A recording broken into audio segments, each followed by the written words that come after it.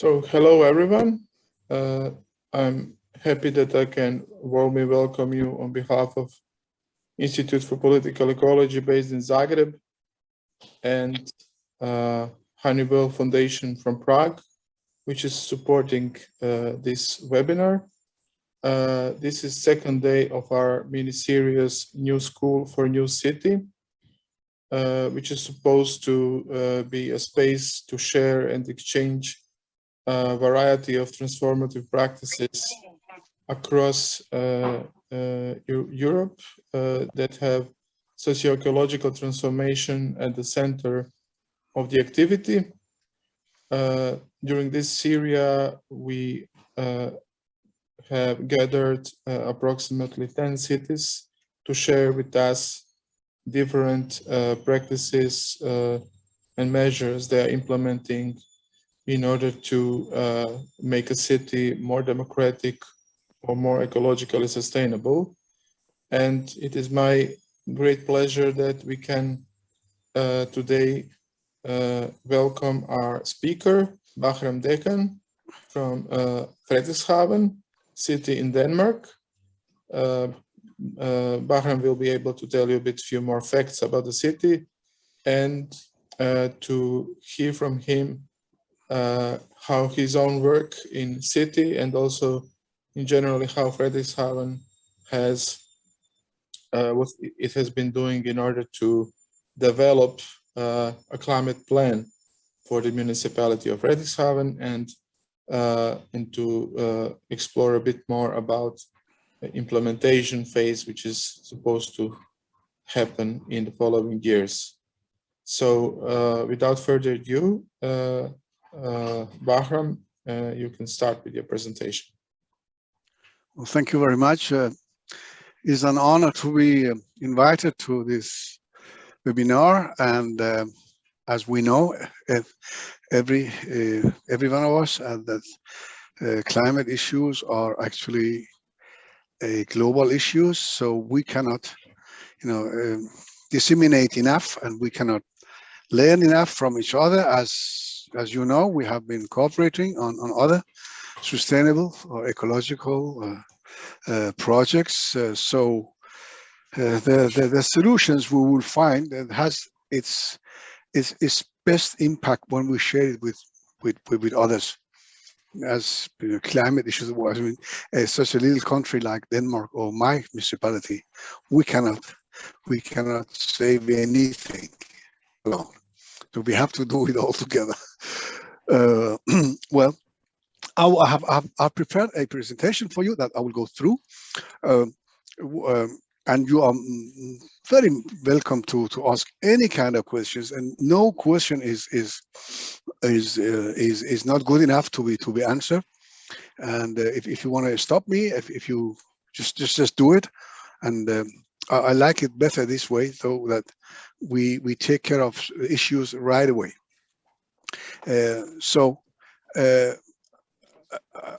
I will begin explaining how the things happen.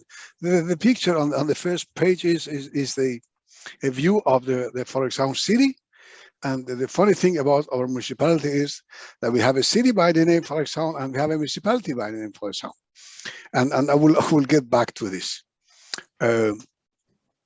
You see, there is kind of a historical background for the municipality engaging itself in climate issues. And the first initiative was in 2006, where I was asked to make a little plan. And at this stage, we were supposed to convert the entire energy consumption, with the exception of transport sector, into renewable energy. And it was the old, for example, municipality. And we had also signed an agreement with the Danish National Environment Agency on reducing emissions, CO2 emissions from the municipality as organization by 3% every year. but it was only the municipality as organization, as company, so to speak. And then this municipal reform came, where we joined two other municipalities, one in the north by the name 𝙉𝙬 municipality, and one in the south by the name 𝙉𝙬. And together we joined established a new municipality called FREDERIKSHAVN municipality. And for that, we needed to make a plan covering the entire new municipality. And I did it at that time. And then in 2019. Sorry, Bahram, sorry for... No, please. Are you still on the first page or I'm on the second stage. Because we don't see that you moved. Oh, how? Maybe. I don't know how I can do that. Oh, probably this. What about now? Are you having the next? No. There are some keys on the bottom of my presentation where I can go forward or go back. Boop, boop. Can't you see anything? Okay, that would be a pity. Maybe you are sharing. Okay, we have help here from Željko, who is one of the participants. You should use presentation view for this. I just did what we see your we see your view. You share a screen. It says stop sharing, and have a button called new share. Beside, if I do that, oh, see, new share. It seems like. Okay, have you got this? Now it's okay. Now it's okay. All right. Then I have to change it once at a time on the top of the screen. Very well. Yeah, continue. Sorry for. No. It's thank you. Otherwise, people couldn't follow what. And then in 2019, we were asked by the Danish Consido. It's a think tank together with Realdania, whether we could join a pilot project together with 19 other municipalities in Denmark, trying to work out a Paris Agreement compatible action plan. Speaking of both adaptation issues and reduction issues, and the entire organization around it. And then we did in October 2019. We sent the application and we joined the group, and we got some assistance from C40, which actually stays behind this concept called DK2 2020, and it was in March 21 I accomplished the climate plan, and it had to be approved by 2 national agencies in Denmark, and at last by C40. You can just search what C40 is. It's an association consisting of some 100 largest cities in the world, trying to adapt, SDGs, United Nations climate goals. So I will go to a new screen. Story. So I see if I can change it now. Yes, okay. Have you got it? Yes, yes. Well, you see, this Paris Agreement climate plan, I call it DK 2020 because that's the way it's called in Denmark. It is Paris Agreement compatible climate plan. And you see the stamp we have got on the plan itself. It says certified DK 2020 C40 and consider. This sample we're talking about on the left side on the upper side of the page. We have some goals, and these are UN goals. Speaking of emission neutrality by 2050, and we have to make a municipality which is resistant to climate changes. Speaking of climate adaptivity, how we cope with the consequences of climate changes from now towards 2050. And then we have, and these are standard goals for those who want to have their plans certified by C40. And then we have some sub goals, and this is a national target. The Danish government has decided to reduce its emissions by 70% compared with the entire nation's emission in 1990. This is the baseline also for UN. And then we have another sub goal, which also is local, and this is our old vision of becoming 100% renewable energy municipality by 2030.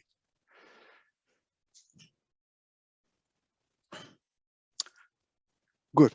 The good thing about the preparation of the UN climate plan is that it is also compatible with Covenant of Myers agreement for climate and energy in Europe. You don't have to do anything. You just forward your plan, and of course you sign the agreement, as it is signed here by our Maya. And you can see on my site, on my page at Energy Citizen or Covenant of Myers, I have delivered all my documents on the left side here, and even if it's in Danish. So the whole idea is operating as municipality with one single plan. It makes it so easy for us, instead of reporting every year to 3-4 different organizations. I need to just do it once a year, both to our own municipality or politicians as well as to UN. And that's the good thing about it. You see, the plan itself has to follow certain guidelines in order to be to get certified.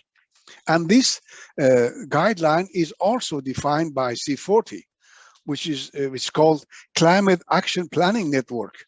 C40's Climate Action Planning Network, and these are the very detailed guidelines for how to prepare such a plan.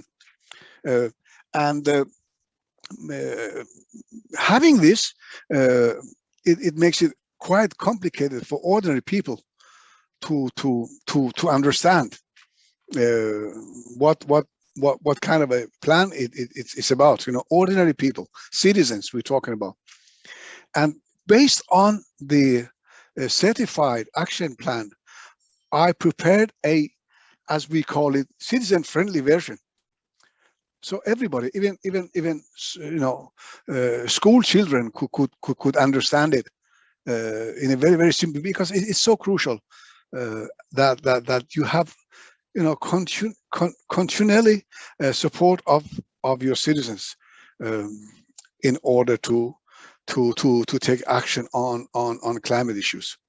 So this citizen-friendly version was very important for us and for our citizens to understand what we are doing, why we are doing, and what our objectives are, and also the impact, both when we talk about the climate issues and carbon decrease and climate adaptation, but also job creation. This is an issue that politicians are very interested in hearing. So the process that we're talking about is how we did this. Obviously, you have to, as a democratical system that we are a part of, our elected people at the city hall has to make a decision, and represented by the mayor, that they signed the agreement of joining UN climate planning effort.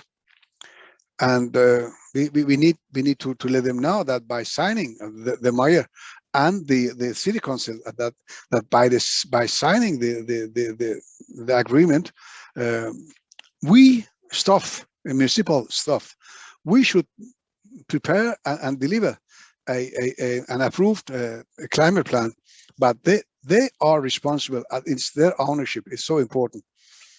And then we had to organize and involve, and that's the more complicated part of the job, so to speak. We had to think of how we involve our own colleagues, internal organizational involvement, and as well as external organizational involvement, and this cross-sectoral cooperation and coordination and involvement. At the same time, just bombarding our stakeholders with information, because it's so crucial that they know what, the reason for doing this. It's not just a show-off kind of project or a plan which is to stand beside all the other municipal plans. No, it's a dynamic plan. It is a practically feasible plan that we are to deliver efforts upon every year, and the result is to be published in public to city council and reporting to C40. So it is actually, we are obliging ourselves to take some realistic and practically possible measures.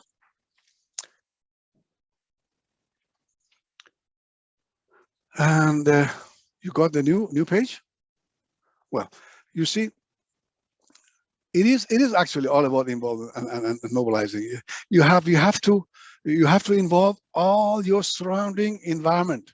I mean, but in order to have a kind of academic approach, I had to divide my target groups to local businesses, citizens, and municipality as company or as organization, and the world outside the municipal boundary. There are stakeholders in all 4 categories, and it's important to let your colleagues and everybody else to know that implementation of such a plan, a climate plan, is not only for the municipality alone. It is not possible, not at all. So, and you have you don't have to begin from the scratch, so to speak. We have some existing networks so that you can either adapt or develop or modify and bring it in into the climate organization as stakeholders, and that's what we have done. And citizen involvement is the most important part of it.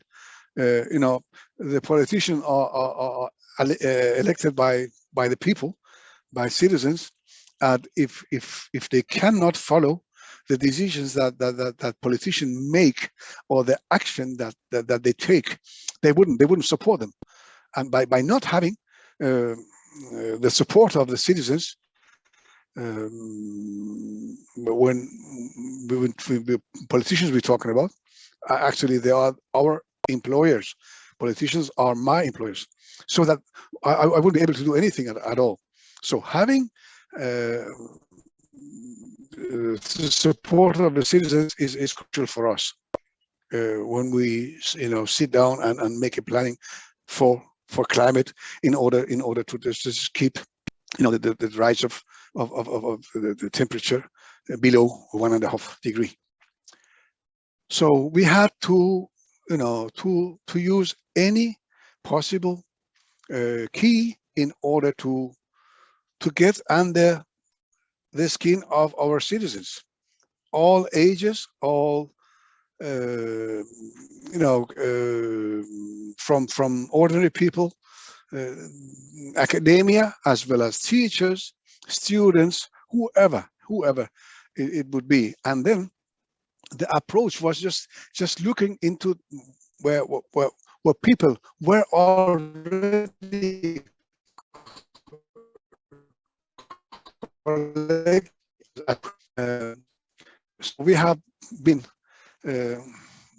taken our ruling office in rural areas, in villages, and talk about sustainability and how important it is for us, everybody, and it's not an issue only for the municipality, it's for everyone, and we will love an energy path where poor people, ordinary people, go through a path, practically a path, with some information on some devices and some heat pumps and solar pumps and solar cells, and see how it operates, and how we could practically on household level could reduce emissions.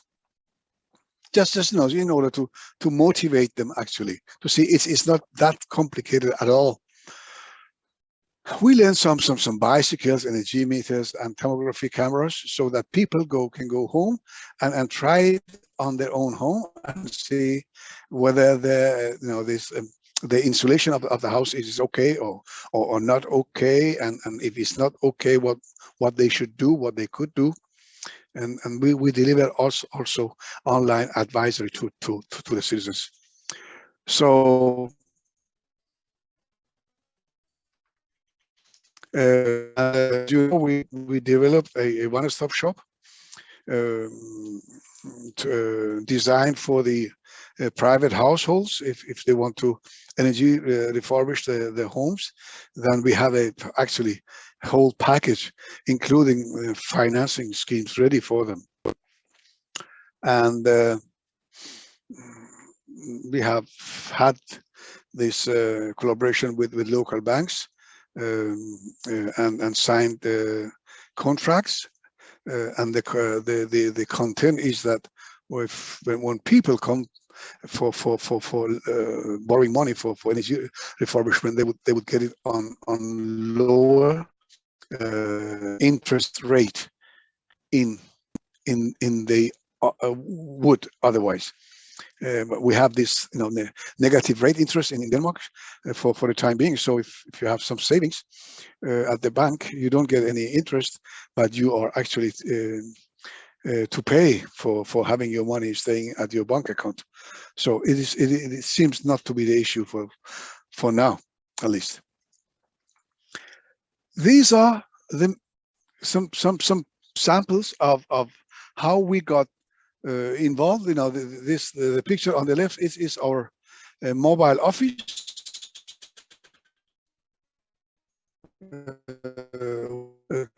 Put it on a truck or a 4-wheel drive and go to rural areas, and then on the middle you have the energy path.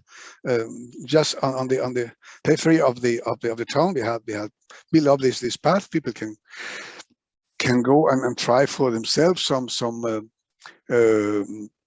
screens, so they can see the impact of such a solar cell, and if they just move it towards the sun, and the amount of the produced electricity will raise, and also the opposite way, trying to convince people that if you take an electrical bicycle instead of your car when you go out shopping or something, be a kind of, you feel better, and also you will save a lot of carbon dioxide by not taking your car. And we, on the left side, we have some local buses driven on biogas, and people who want to have a visit from the free of charge advisory, home advisory, they could just write down the name and address, email, whatever, and then our energy advisor will get in touch with them and go in dialogue with them. And actually, the youth, this panel has been placed in manufacturing companies and in industrial companies. You can see there is people expressing their experiences by either energy renovating, or their home, or buying an electrical car, or whatever it is, sustainable kind of choose or of possibilities. A little table there. If the people want to contact us, they could just put the name and address or phone number. Whether it's we're talking, advisory about having a new car or energy refurbishment of their homes, they could put this. There is like a post box. They could put it in, and then we'll open it once. The others is a very important target group, are the youth, as you know. They are actually have been the easiest segment of the population to deal with. They are so extremely motivated. So they had on their own ideas that we have of course supported, and build up a clothes change day, just in order to bring the recycling kind of mindset into the community. And it was a great success. Everybody brought, all the youth, they brought their clothing, shoes, whatever it was, and they changed it with each other. They also take initiative to invite the entire city to a meal, actually made of leftover from supermarkets, and everybody was, astonished, quite surprised that the quality of the meal was just as fine. It was also, just bringing some ideas into people's mindset that, oh, we are actually throwing a lot of goods away every single day. So we talk. If we have to, if we are to do something about our climate, is also just take a look into our own behavior and how we consume the resources that this poor planet has been offering us for millions of years. How we do it more intellectually, so to speak, more wisely.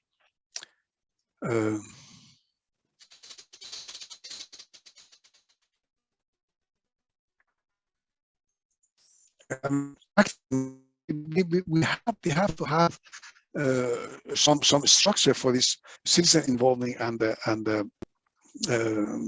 kind of build a structure up upon involvement of the citizens. That's why we established a youth climate council that they behave like advisory council for the city council and for us. They come up with ideas and I support them with the means and some devices if so, or rent a hall or an area where they can execute their actions or their ideas. The same goes for the climate ambassadors, those adult people. And the idea is that they actually operate as ambassadors, talking to their neighbors, family members, whoever it is, just to bring them into this team, so to speak, of citizens to behave sustainable. And we also finance the meetings if they need some advertisement or some T-shirts, or go out collecting garbage at the beach or other places. And then we contact the local media and they will cover it. And it's all tools kind of for getting involvement on a I do agree with what are you doing, fine, but what is your role? I mean, what kind of a role you are to play? Either you do it alone or by your family or together with the others. The same goes for the schools and educational institution. We are launching together with the public school system, which is also bring climate into the classrooms and school schedules. We has actually developed, or some of the concepts are copied or borrowed from the others, but it's quite usable, and students show a great interest because they hear it in the radio when they are driving back from school to home, or on the TV, or there is climate all over the place, and it could actually create a kind of confusion when people say, what is my role? What can I do for that? And then here we are to help them say, okay, just be more aware of your own behavior and how you use your resources when you go to take a shower. If you could take only 4 minutes, so say for 20 or 15 minutes, because water is a resource and hot water is both energy and resource. And the beginning, just bring it on the eye level, so people can understand it. Also, local NGOs are also invited in order to cooperate.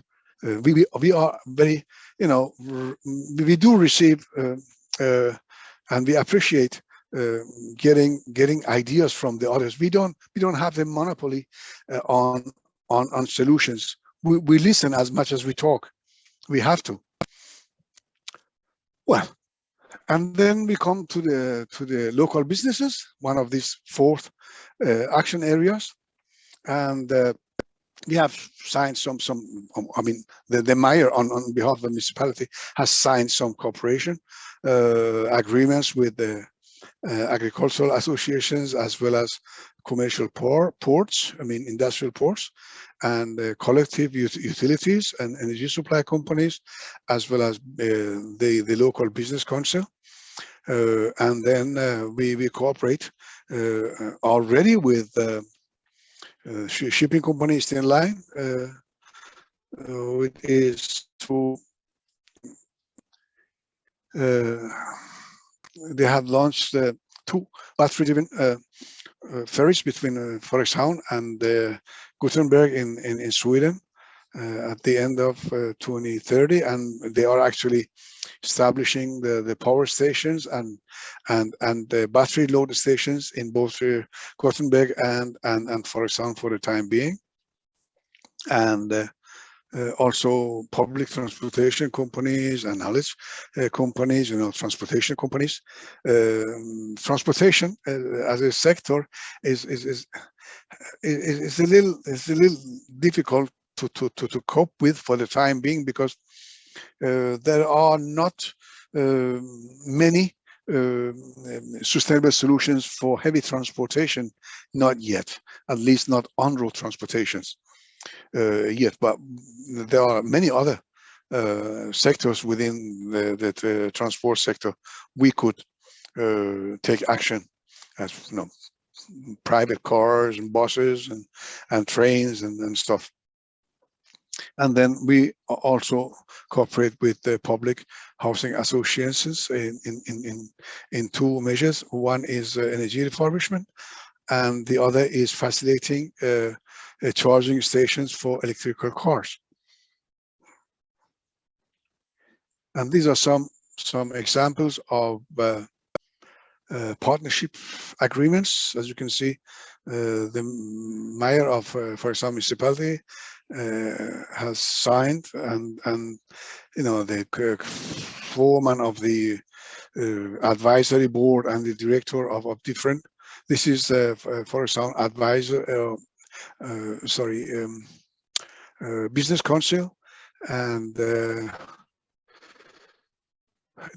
for example harbor, Skagen Harbor, and 2 different agricultural associations representing actually the entire farmers within the municipality boundary.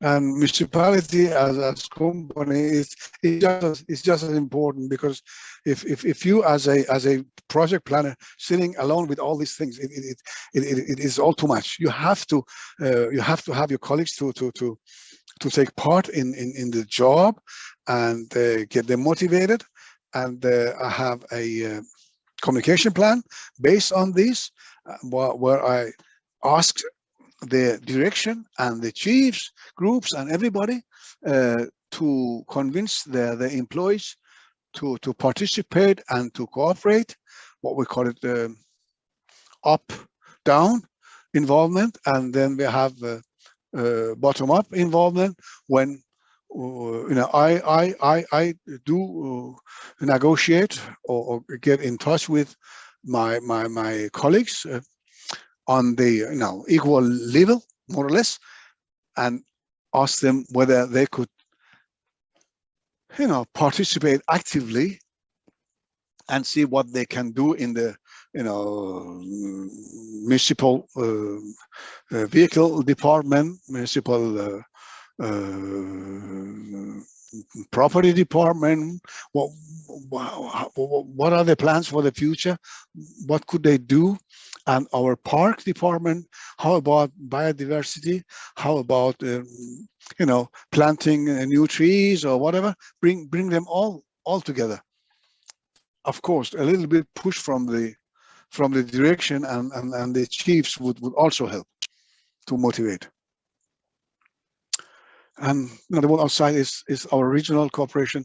They have also an agenda telling that they want also to be, as a region, we are 11 municipalities in the northern Jutland region, and Denmark is divided into 5 regions, and we are the 5th because we are in the very upper north part of the Denmark, and they have also an agenda saying that they want to be 100% renewable energy region by 2040. But as I mentioned before, we have our plan for 2030, and we are some 40% sustainable now. And you know, it's unfortunately the transportation sector is an exception. I want to do something about transportation, but we are doing some, but it's not enough. And then 7 different energies in Denmark. We have a partnership called 𝙤𝙬 You know, we just share experiences and you know, inspire each other and meet 4 times a year and take some initiatives, probably some projects, mapping, charging station across the municipalities, and a little bit lobby work with the national government and so on. Then we have Green Hub Denmark, also a public-private partnership. They are trying to create what we are doing locally, actually, creating green growth, job creation, right? And also some cooperations within the European Union, EU projects, and exchange of knowledge and participation in events, and again, you know, kind of you know, in inspiration environment when we could really, and it would also goes both ways. And we are membership of the both Covenant of Mayors and Compact of Mayors, but we have to take care, you know.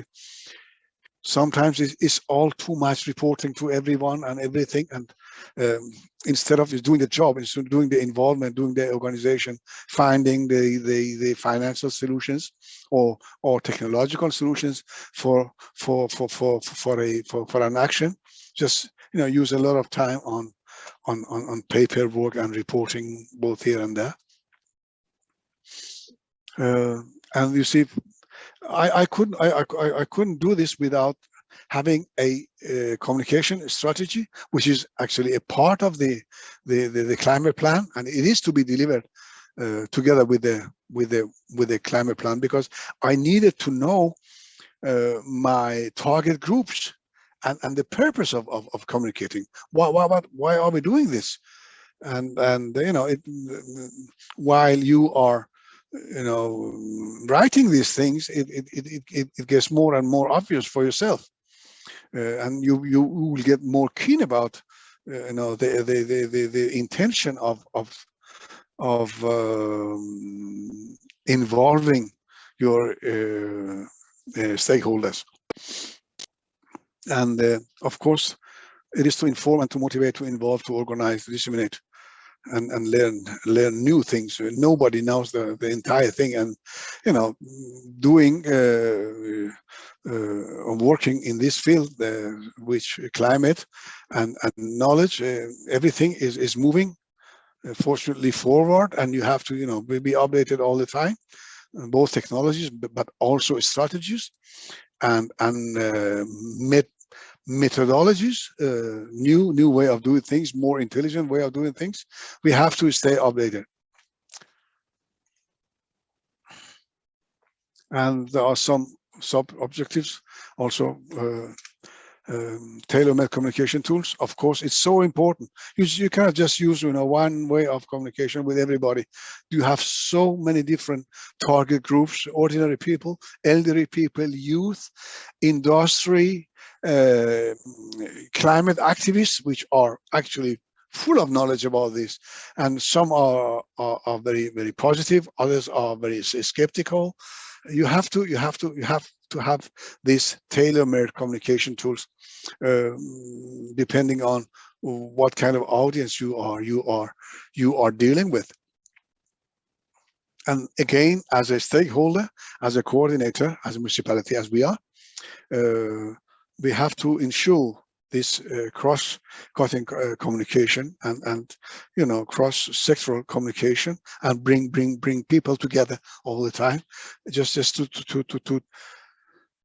to make the motivation as the same level, continuously. And of course, to ensure long-term and transparent communication. We have to be honest. You cannot manipulate, and you shouldn't manipulate. You shouldn't, if the result of an action gives 1 unit, so you have to say it gives only 1 unit. If you say 1.5, then you are actually gambling with your own honesty, so to speak, faithfulness. People must rely on what you are saying. It is so important. And also politicians, be transparent is very important. And this, as I mentioned, the right means of communication is so important, so that if your auditions are students, so there's one concept is there are teachers, others, your own colleagues, the third one, it all depends. I have actually mapped this, and I have a roadmap for target groups, as well as the means I am to use, depending on which target group we are dealing with. And it's so important to make clear when you involve the entire municipality or community, you have to define rules and divide responsibilities. Who is doing what, when, and what obligations and role play we have, every single of us. But we have defined our role as being, as municipality, as being coordinator and facilitator. Even though we have prepared the climate plan, but the actors are to find outside the municipality walls. The investment needed for implementation of the reduction plans described in the climate plans is approximately more than 24 billion Danish kroner, and the share of the municipality itself is only 180 million, 0.4% of the entire investment need. That indicates our dependency of the external partners. So we are to be, so to speak, kind with them, honest with them, and motivate them to do something. Otherwise, we cannot do that. We cannot execute, the most important measures. I have more than 60 measures alone on reduction, carbon reduction measures, and this amount of the more than 24 billion Danish kroner goes only for reduction measures, not adaptation measures. It is not amounted yet. It's not calculated yet.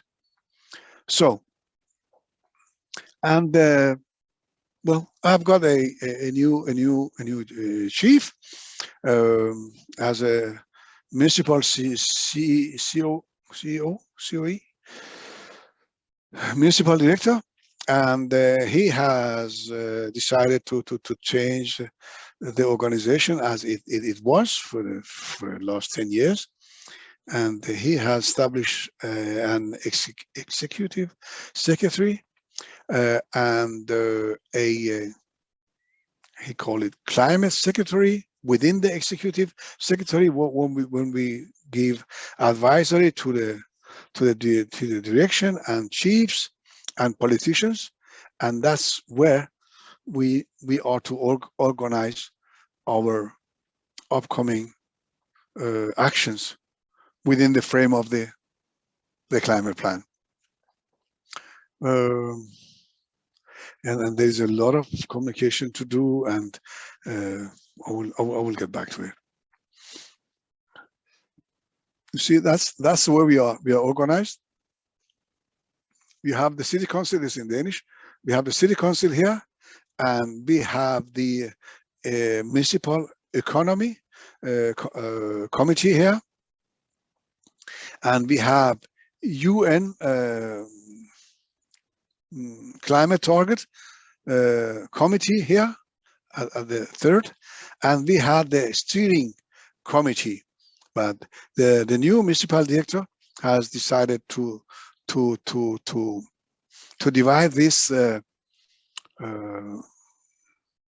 steering committee into two committees. One is administrative committee, and the other is technical committee. And these are single projects on which we have to bring stakeholders together, and it's our job to ensure that they act upon one or several reduction or adaptation targets. And we have actually some quite mature targets of both kind, both reduction and adaptation targets that we are to act upon. But if we are to deliver both on our 2030 targets, which is 70% reduction of carbon dioxide in 2030 and 100% in 2050, so 28 years is not that much at all, to be honest.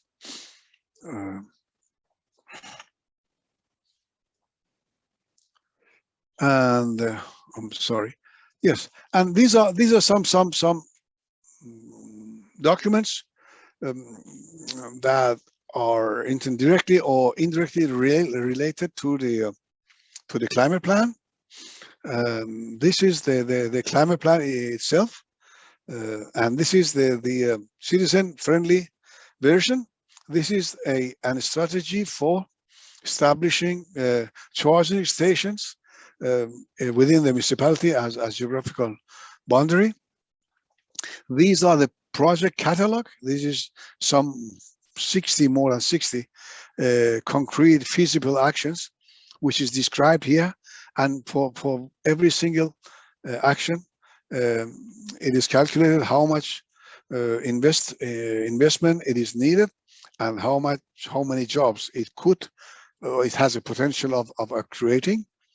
The other is a plan for establishing a kind of comprehensive infrastructure for bicycling within the cities, schools, and it is also related to if you are to convince the citizens not to use their cars. So you have to have secure and proper infrastructure for bicycling within the cities, and that plan is about how to create a feasible or infrastructure for bicycling, which is secure, not messing with the car traffic or other traffic, and it's safe, it's secure. Lighting is there, it's wide enough, and everything. Not that we don't have it, but it is not. It is all in pieces. This plan would bring the infrastructure for bicycling all together. Makes it much easier for citizens to use their bicycles. And the last one is a catalog for climate adoptions actions, only for 1 year at a time, because most of the climate adaptation actions is to be financed by the municipality itself. So we cannot just have 50 of them. So I mean, it's some 10 the Danish government has promised to subsidize municipalities' effort on climate adaptation, but we haven't seen a penny yet. And these are one single reduction plan, telling that we are phasing out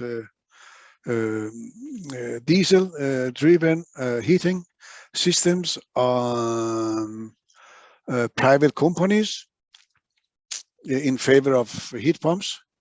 How much is the potential? How much they are consuming for the time being? You have to map that. We have mapped. This is only an example. I mean, a concrete action from the catalog, a feasible catalog. 2,500 megawatt hours per year energy is consumed on producing heat based on diesel in manufacturing companies within the municipality boundary. And this is the action. We're talking this process heat has to be based on electricity or other carbon dioxide neutral sources. And then we are telling how much it will cost. It will cost 375 million Danish kroner to do that. And we have from 2021, we have 9 years to do it. We have it's not only 8 years to do it. And the implementation of this action would create 154, as we call it, man-year hours, 154. This is the reduction action, and its relation to the SDGs is mentioned on the top. And these two others are climate adaptation actions, and how we could separate rainwater from waste water, and how much does it cost, in which area we are doing this for this year only. And this one is about we are challenged in Skagen, the very northern city in Denmark, which is a part of our municipality. They are actually challenged by the rising ground water, and we have to pump it away, and we have to enlarge the whole surface water grid. And how much would it cost, and who is doing this, and how, I mean, that's the way it works.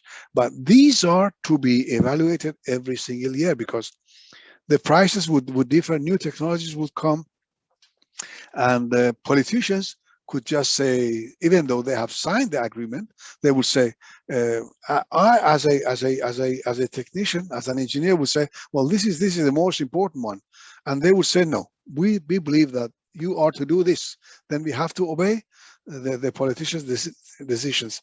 So we are changing the priority. They are the ones, I mean, the politicians, who decide which one of these some 60 reduction plans is to be taken care of or be implemented first. They decide the priorities. That's what they are elected for, actually. And this is one of the last ones. Well, we'll be proud. Our mayor actually won this Woman in Energy Award to 2021. which is given by the European Energy Commission, and it was a competition, and well, she won the prize.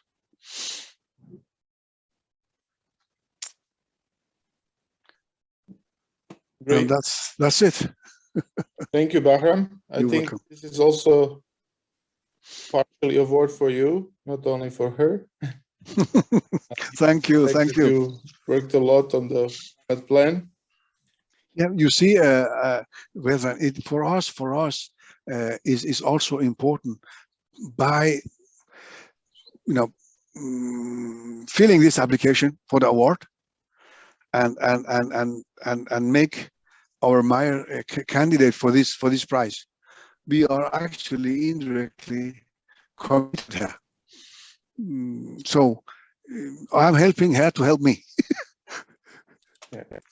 Yeah. Thank you, Bahram. Now I open the floor for comments or questions. We already had one question in the chat. That was, who are the external partners of the investments? Right. I will open this chat. Sorry, I haven't seen it. I mean, I was busy just making the presentation. Now I have opened it. Look, these are different stakeholders. We're talking large concerns and companies within the energy sector. For instance, about when we want to establish a biogas plant and power to X plant, it would cost more than 300 million Danish kroner, and then an internal investor which has this as a specific competence will contact us. I say, we have here that you are planning with establishing a biogas plant.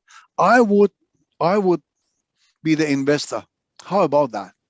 I said, yeah, well, good idea. Let's have a talk. Invite the mayor, the municipal director, and everybody sit around the table and talk about it. The other goes also for the nearshore wind turbines. We have European Energy. It's a Danish actor, known by everybody, very well renovated. Also the same. They would say, well, we want, if you as a local authority allow us to establish this plant, then we are willing to invest. Now, take and give kind of situation. Speaking of electrical ferries, it's the Stena Line is a commercial or liberal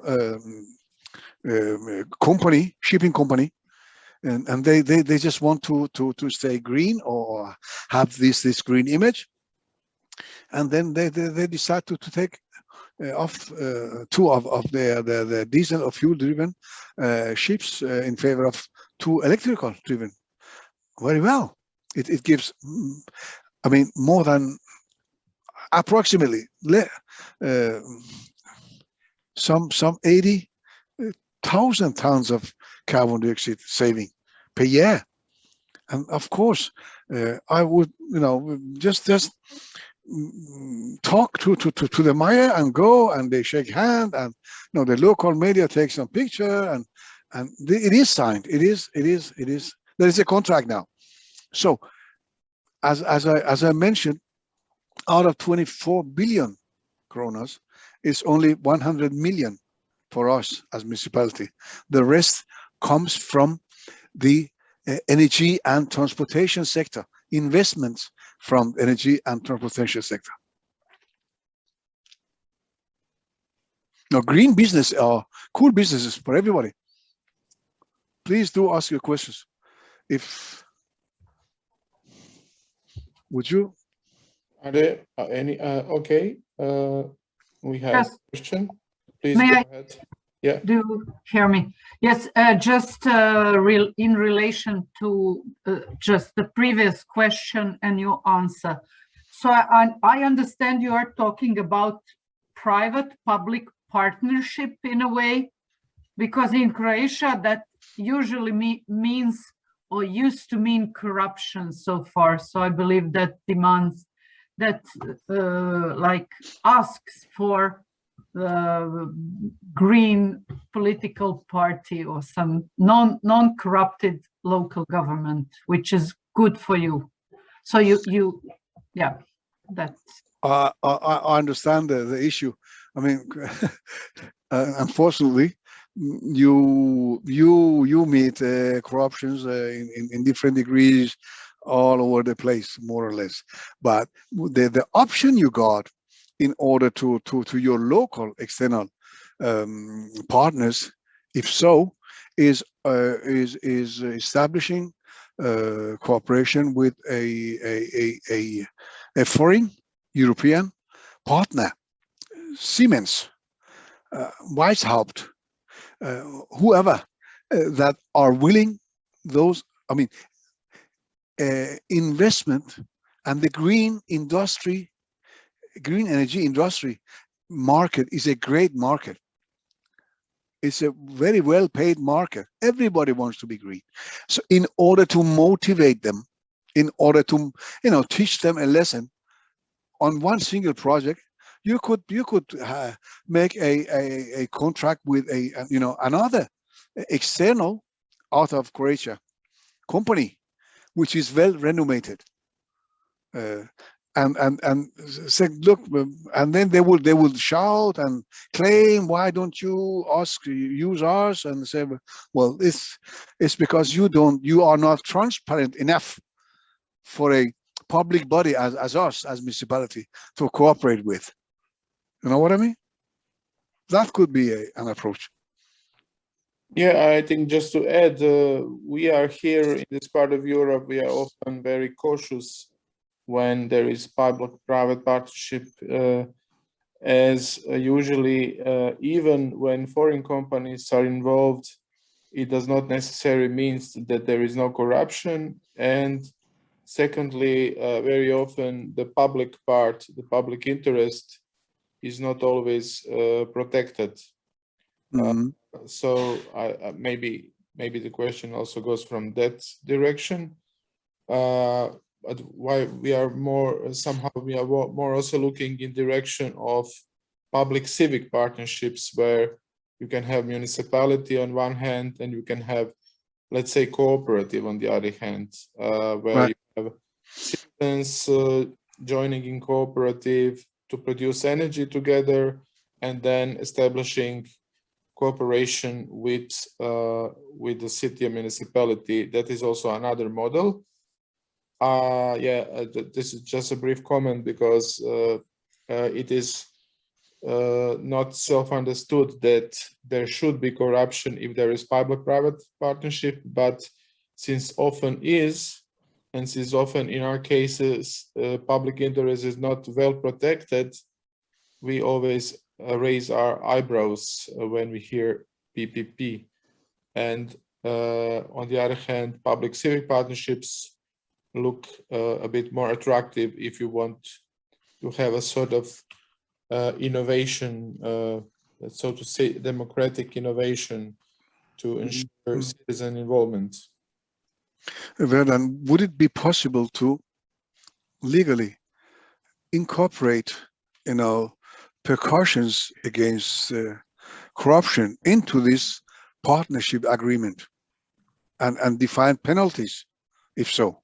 Of course, penalties exist, but it's not sufficiently, nobody maybe takes them too seriously, as there is a lack of trust in the system that is ensuring fairness, justice, and prosecution of corruption is not always done as one would expect. No, unfortunately. And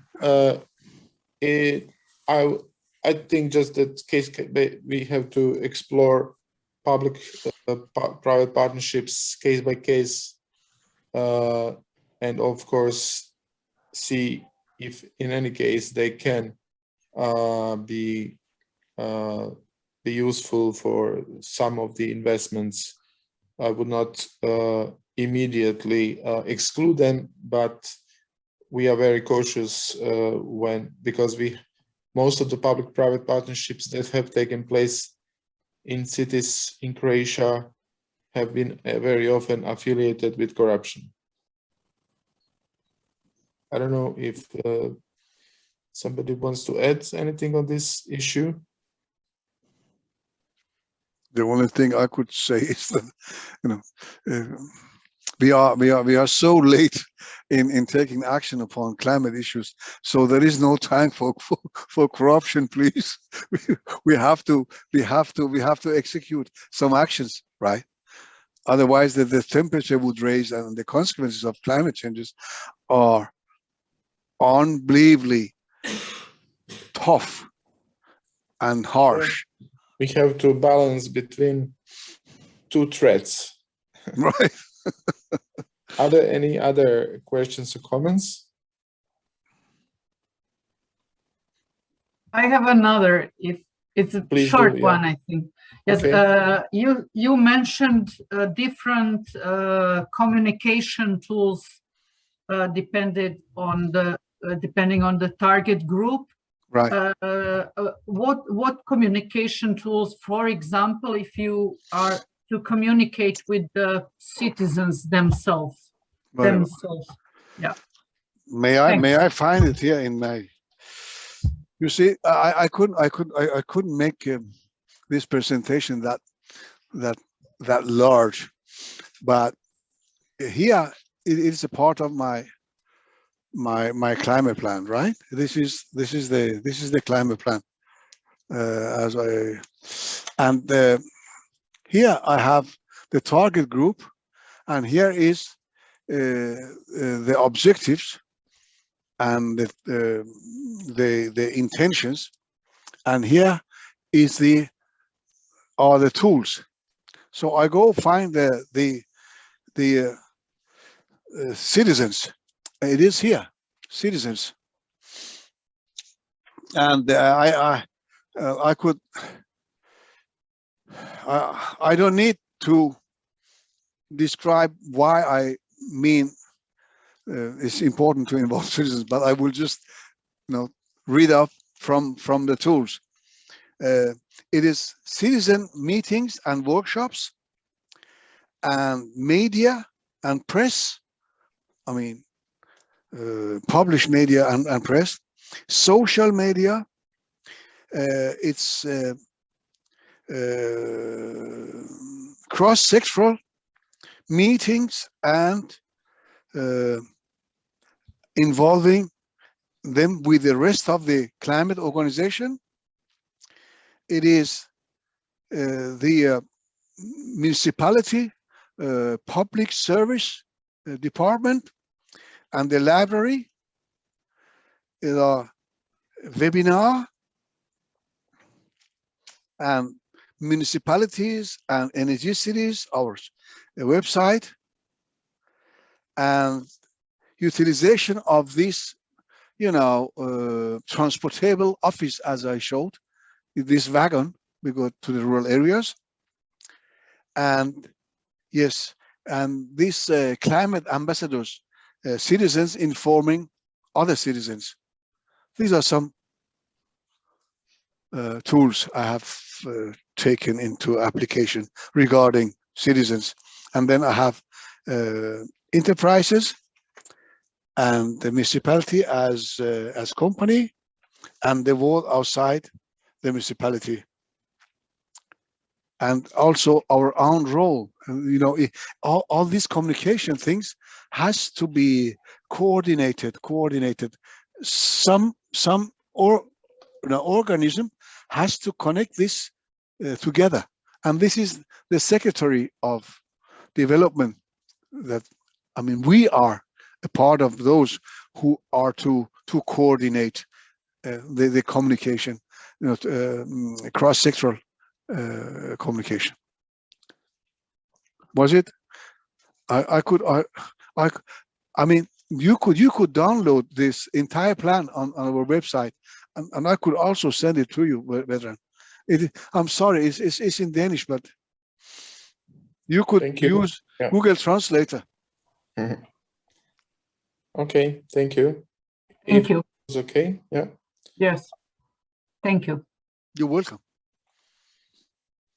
Okay, thank you, Bahram. A lot You're welcome. contribution. It was inspirational.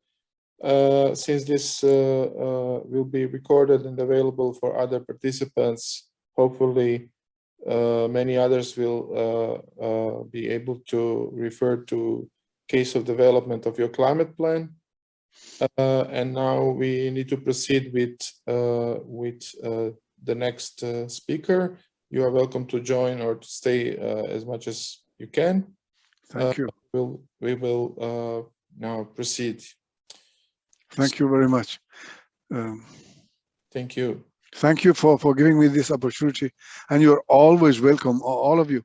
Just to ask questions, go into the depth of the job and say why this, why that, and how do we do this. And I would very much like to cooperate, because as I said before, we are on the same boat. We have to take action upon climate issues, and we cannot do it quick enough. Thank you so much for allowing me to be here. Thank you. And just a technical issue, can you just please stop sharing screen? Sure. Presentation. Yeah. Would you? Yes, stop sharing. Here we are. Okay, thank you. Thank you. So bye for now. Do you want me to stay? I will stay. Yep, you're welcome. It will be good to stay. Of course, if your time allows. Have some more coffee then. I would like to invite Warren Karlenzig. He's joining us from United States. Hi.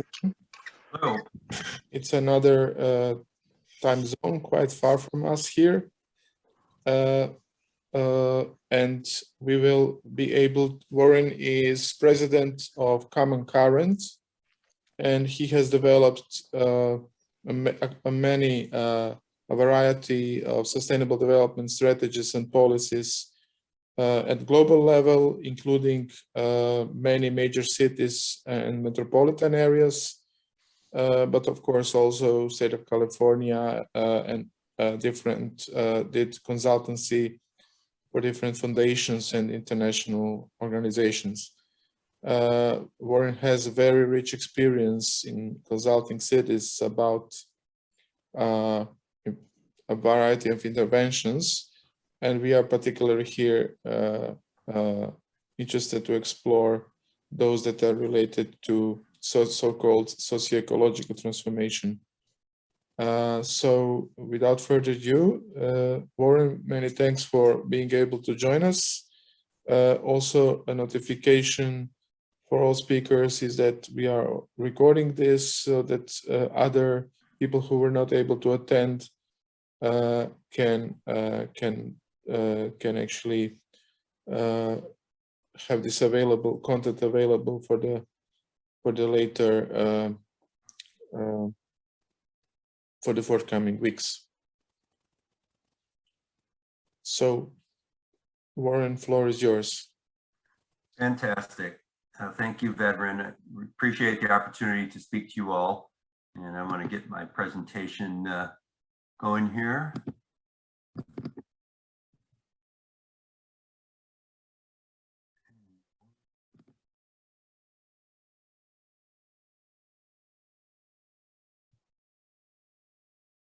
All right, and you all can see the resilient and equitable cities slide.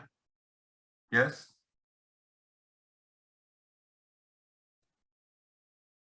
Oh, can't hear you. Oh. You may also use, I don't know, slideshow or something to share full screen.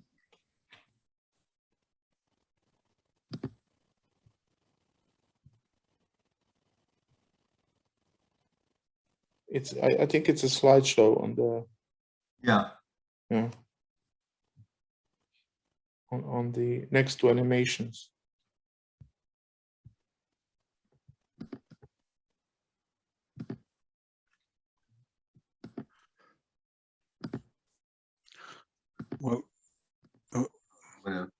Yeah. Well, the bottom is actually on the owner side of the yes, here it is. Yeah. Yeah, no, I'm gonna start over here. You can press F5. F5, okay. Yeah. Yeah, I'm not seeing this share. There we go. Yeah, now it's good. All right, well, that's the title, and then I add those. This is our start. All right, everyone can hear me fine, and I'm coming in clear, yes? Perfect. Thank you, veteran. Yes. Appreciate the opportunity here. Quick background, I've been to Croatia a number of times, but I have not been able to visit Zagreb. Came last year, but COVID, I wanted to go to Zagreb, but COVID made it very difficult with travel arrangements. So, you know, I'm speaking, I've been involved with cities and sustainability for over 30 years now. And some of the major issues in cities, I'll just give you a quick overview to start, and then I'll get into more specifics and then get into recommendations for Zagreb. I've worked with Beijing, the metro region, as a sponge city, and I'll provide a little more detail on that, but that was a very large scale planning project to address everything from loss of water in Beijing to deaths from flooding in central Beijing. I've worked with Los Angeles on green infrastructure, and that was a early stage vision project with the Department of Water and Power, which is the public utility in Los Angeles, to come up with ways to capture stormwater, primarily to recharge aquifers in the city because of the drought and climate change, and also to address flooding in neighborhoods. So that's very relevant to Zagreb. In San Francisco, this is where I live in the San Francisco Bay Area. I worked in a citizens group starting in the mid-90s to come up with an entire sustainability plan for the city. So this could be relevant in some ways to Zagreb's stage of planning, and things are much more urgent, as the previous speaker did allude to. But I wrote the first municipal green building code for the city. And this was one of the first green building codes in the world before the LEED standards. The photo there shows the Academy of Sciences, and that was one of the first buildings that was constructed with the municipal green building code in mind. It has a green roof and many, many features, passive ventilation, very low energy use, and integration with species. And the bottom right is a schematic of the Blue-Green Way. That's also in San Francisco. And I came up with the vision for that in the mid-90s, and that is now just ongoing. It's 12 miles of pedestrian, cycling access along the bay, which at the time I proposed it, there really was very little access to that part of the bay. There were low-income neighborhoods that couldn't even visit the bay. They had to go to the wealthy part of town, 5-6 miles away, 8-9 kilometers. So that is an ongoing project. And a lot of my work, sometimes it's in the visioning phase, sometimes it's in the project and into the planning of the project and into the execution. So it varies according to the needs of the cities and clients. Next, some experience. I was invited to Fukushima, is how the Japanese pronounce it, not Fukushima, so it's hard to say it. Fukushima, to plan for the redevelopment of the economy after the triple disaster of 2011. So that included the earthquake, the radiation, and the tsunami. And that is the international group I was with. United Nations was involved. They invited me. And I've worked quite a bit with the United Nations in the past as an author on urban sustainability and development. Then on the top right is the headquarters for the Packard Foundation. And that is one of the largest net zero office buildings in the world at the time. about 6-7 years ago, it was the largest net zero office building in the world. And so I worked on the pre-planning of that early stage. And finally, at the bottom is Paris 2015 and China. And I was involved, I was at Paris 2015 for a client, a technology company, Autodesk, addressing issues of net zero software for design of buildings and actually city districts. And with China, I've worked quite extensively, not in the new administration, but the previous administration, on advising China on everything from sponge cities, which you saw previously, which that grew to be a national program the year after I started that, but also on climate issues. And I worked when the US and China were negotiating the climate treaty before COP21, they made a bilateral agreement, and I was working with China. I did not realize they were negotiating with the US at that time, and I thought it was all for COP21, the Paris conference. And then Obama announced in August that they had reached a bilateral agreement, and I realized that that's what I had been working on. So quite a surprise, and you know, very pleased to see that there was actual progress made. And I worked primarily with China and other projects too on low carbon cities, approaches for measurement and for execution of ways that cities can work on low carbon energy, but also trading carbon and work on climate change in a very large scale approach with their cities. So first, I want to start with some experience in the Bay Area with the city of Oakland, California. It's a city of about 500,000, very diverse. And for a client, Aclima, which was a startup at the time, they were trying to get their air quality sensors on all the Google Earth cars, as Google Earth cars were mapping cities in California and across the world. Aclima reached an agreement to get 9 of their air quality sensors, including PM 2.5 pollution, which I will be speaking more about, on every car. So this was the most extensive analysis of air quality in the world for any cities at that time, and I believe it still is because they're ongoing. From 9 a.m. until 5 p.m. every day, these cars are measuring air quality at approximately 5-minute intervals. And it revealed a lot of very interesting new data. Here is a map showing the data points of air quality of San Francisco on the left and of Oakland on the right. And it shows this is for PM 2.5 air pollution. And if you look at the areas that are yellow, these are some of the areas of real concern. They're the highest levels of PM 2.5 unhealthy levels. A little bit there on the streets there, and around the port and factory areas in Oakland, it's also pretty high air quality problems for pollution.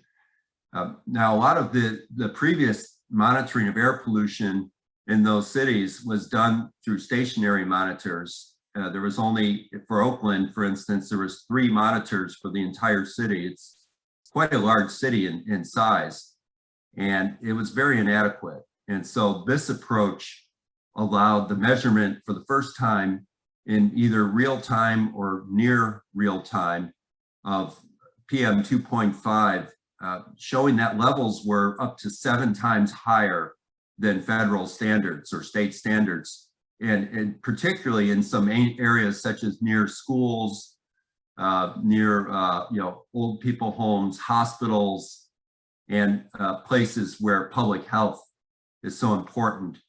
And so it really revealed a lot of a problem that was a lot worse than anyone knew. On to Zagreb a little. I know that Zagreb has a zero waste goal, and that, of course, the separation is the approach. And zero waste, of course, equals cleaner air because you have less incineration. And I know there is still incineration going on in Croatia, I believe, and their plants have been proposed. I don't know what the current status is, but I'm going to go back on this waste path here with San Francisco and its city sustainability plan. Now, this was a plan that came together only through citizens devising the plan. There were 300 citizens and there were, I believe, 12 different groups of focus. And this was in 1997. And the city government had little to do with it until the plan was complete. And it was pretty important because it had things like the need to compost on a citywide scale. It had things like integrated pest management. It had the green building code that I wrote and many other areas that the city then created its own department, the Department of the Environment, which now has, I think, 300 or 400 employees. It's one of the largest in the country in the United States. But it all came from citizen planning and a plan that the city adopted, its council, whole scale. And then they spent the next, I would say, about 7-8 years carrying out all the elements of this plan, or many of the elements, let's put it that way. So in terms of zero waste, the city started with composting in restaurants and hotels. And they made that, they provided incentives and they made it easy for them, but they also started to mandate that for the restaurant industry. And it achieved very immediate results. It was large scale composting, and the Napa Valley wine industry near San Francisco was the first big customer. They were immediately interested in the high value of the compost from the city. And you can see on the right, the Napa Valley Arcade, biodynamic wines, organic and non-organic wines were produced. And now this program of industrial compost from San Francisco is linked to many food growing operations around San Francisco within the metro region. I just want to briefly review San Francisco's zero waste milestones. The city adopted the sustainability plan in 1997. The official city zero waste goal was outlined in 2003. 2004 is when restaurants and hotels began their composting. In 2006, construction and demolition waste was added to the zero waste ordinance. That was mandatory, and so that was very important. I would imagine in Zagreb too, with all the construction after the earthquake. 2009, the city made mandatory recycling and composting for residents as well, that they must keep separate all the different waste streams. And you know, there was small fines at first and mostly just public education, but then they started to get, you know, larger fines, and the program has been received very well and everyone really follows it. In 2021, 81% of the blue bin, that's the recycling bin for, you know, glass, paper, plastic, aluminum material, is recycled. And that's gone down actually. It was as high as 85%, but when China started to prohibit a lot of the shipments of recycled material from the United States, it became a little more difficult for some of the programs in the US to recycle. So some of the key findings on the zero waste for San Francisco is that zero waste has not been achieved. It's almost 50% of waste is still disposed of in landfills or incinerated. And mind you, San Francisco is, if not the top city in its levels of recycling and composting and waste management, green practices. It's in the very top cities of the country. It's important to communicate what not to recycle and to use multiple languages for diverse citizens. This is something that I think programs learned much later than you would think. So they, you know, materials that might ruin machinery or complicate the sales of entire large bundles to China or other markets in the US. because people threw things in like styrofoam or, that are not, or plastic sheeting that are not good for the system. So that is very important to communicate what not to recycle. One detail I found very interesting though is that bits of food, liquid, and other non-recyclable material must not comprise more than 0.5% of totals now mandated in Asia. That's for plastics, or domestically for some other products.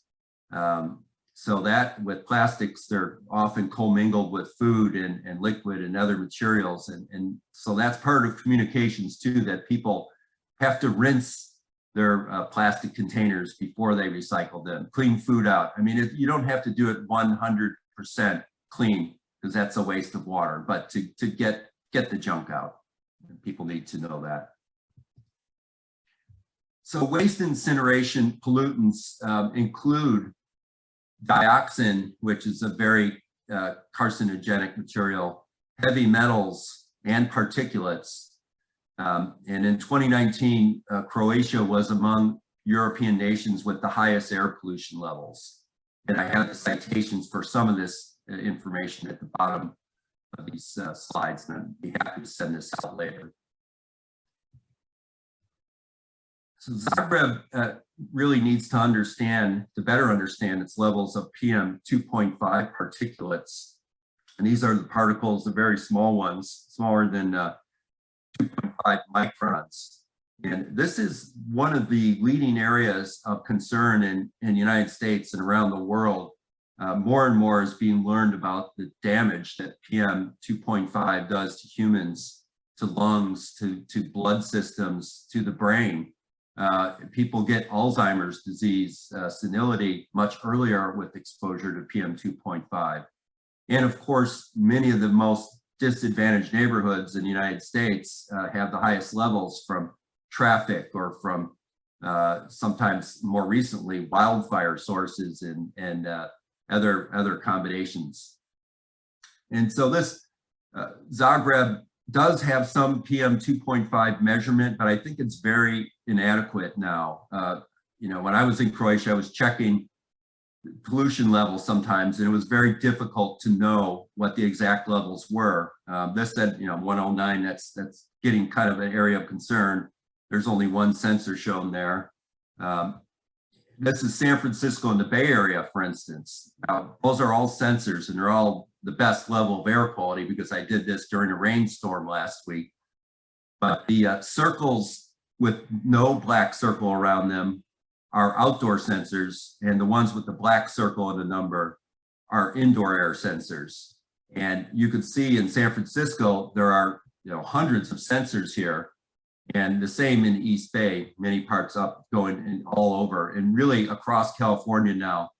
These sensors are everywhere. There are thousands upon thousands, and you really see the trends in air quality change by the hour in many times, especially with wildfires or changes in weather, offshore winds. And it's very important when these levels reach high levels, the red level in particular, or the purple level, that action is taken to put the more sensitive people indoors or to reduce activity outdoors, including school children and people that are sensitive to the impacts of this pollution. Now, here's a map of the Balkans, and this is a crowdsourced air quality sensor called Purple Air, which is one of the largest networks in the United States and some parts of Europe. It is in the Balkans, and you can see in Bosnia, there are a number of sensors there, 12 or 13 instead of hundreds. Zagreb has one in downtown Zagreb, and Slovenia has one in Ljubljana. And so, obviously there could be many more of these. It's something that I think that the country and the city can consider how to understand its air pollution more. And then here's the detail on the one sensor in Zagreb. This is showing a level of pretty high concern, 156 for PM 2.5. That's unhealthy for most of the population.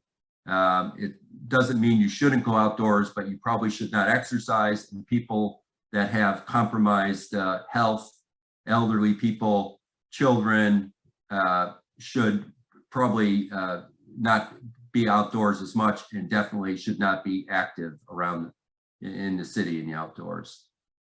And you can see a graph on the left here showing the spikes. And sometimes these technologies, they're not calibrated, and they're not sometimes of the quality that an official government sensor would be. But the real truth in the information comes out in crowdsourcing, where you can see there's 15 sensors, and you might have one sensor that shows a spike for some reason that might be unrelated to the air quality. But if you have 15 or 20 or 100 sensors and they're all showing that you have 150 air level, then that is likely truthful and accurate. Next up, I'm going to turn to the topic of green infrastructure. And one way of defining this category is these are engineered systems. They're also natural systems, but they're engineered with natural systems, including green roofs, composted soil, plants, dry wells, and what are called swales. And these systems clean approximately 95 to 98% of water pollution from stormwater. Everything from automotive brakes to oil and gas to tire particles, which are found to be very harmful to fish, especially now. There's a chemical in tires that in the United States is harming salmon possibly. But they also allow aquifers to recharge. So the groundwater then is recharged and wells are recharged. And this is very, very important for local ecosystems and water systems. These systems also provide cooling so that urban heat islands are mitigated, and air pollution is filtered through green infrastructure. Trees in particular are excellent filtration systems for particulate matter, including PM 2.5, but also PM 10, the larger particulate pollution. So here's a cross-section of what green infrastructure looks like. You have wells often, and you have these areas underground where there's a lot of filtering of the water through everything from gravel to compost to soil. And I'll get into later, there could even be compost, outputs from municipal waste systems, hopefully non-toxic, but you could sludges from wastewater treatment, and they make excellent catchment systems for cleaning and filtering water if they're not contaminated with heavy metals. So, recreation is part of it, the tree urban cover. You have cooling of the neighborhood through these systems, so energy bills are going to be lower in the buildings around green infrastructure, and the overall impact of pavement heating is mitigated. And in some cases, green infrastructure can lower temperatures 8 to 10 degrees Fahrenheit. So, what is that, like 4 to 6 or 4 to 7 degrees Celsius in particular neighborhoods. Here's a cross-section of what green infrastructure looks like subsurface. You have everything from compost, you could have shredded wood, you could have the natural soil involved, but you usually do not use 100% of the native soil, because you need to add compost to the soil for one, because compost in soil holds 4 to 6 times more water than the typical soil, depending on the type of soil. Some soils, even as much as 10 times amount of water is held by composted soils than just untreated soils or soils that are not amended. In this case, this process, they use thermally treated contaminated soil and paper mill sludge. These are things that might have to be sent to waste or dumped somewhere out in the open. There's many, peat can be used. There are many different mediums for green infrastructure.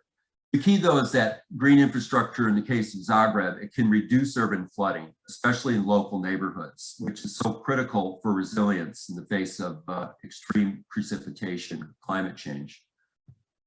And a note here is that grass or lawns are not green infrastructure.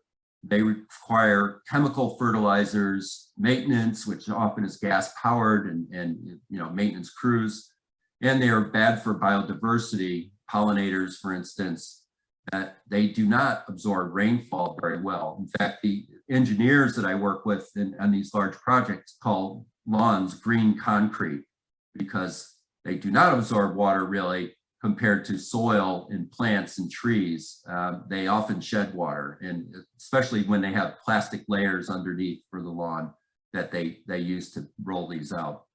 So lawns, I love them when they're useful, but many times lawns are just ornamental and nobody plays on them or picnics on them.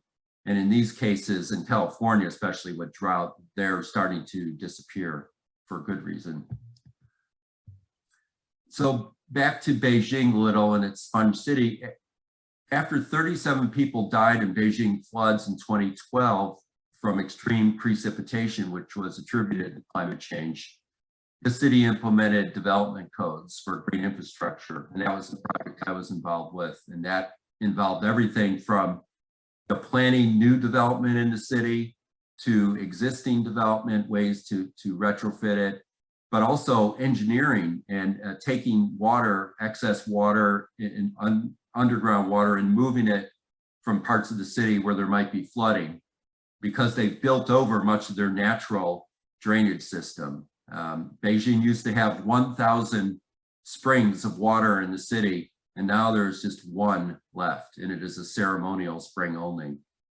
So they have to change a lot because they put concrete over everything, and now that is a big problem with climate change. So in Zagreb, reports that have concluded that the 2020 Zagreb flood, and I understand there was also somewhat of a flood last year, or this year, 2021, could have been reduced with more permeable areas within the city metro. And this is not just the city limits, but the area surrounding the city. And of course, upstream, there are impacts on the flooding as well, and probably coming from Slovenia. But there's much that can be done on the local and regional level to reduce flooding, particularly in certain neighborhoods that might be impacted more than others.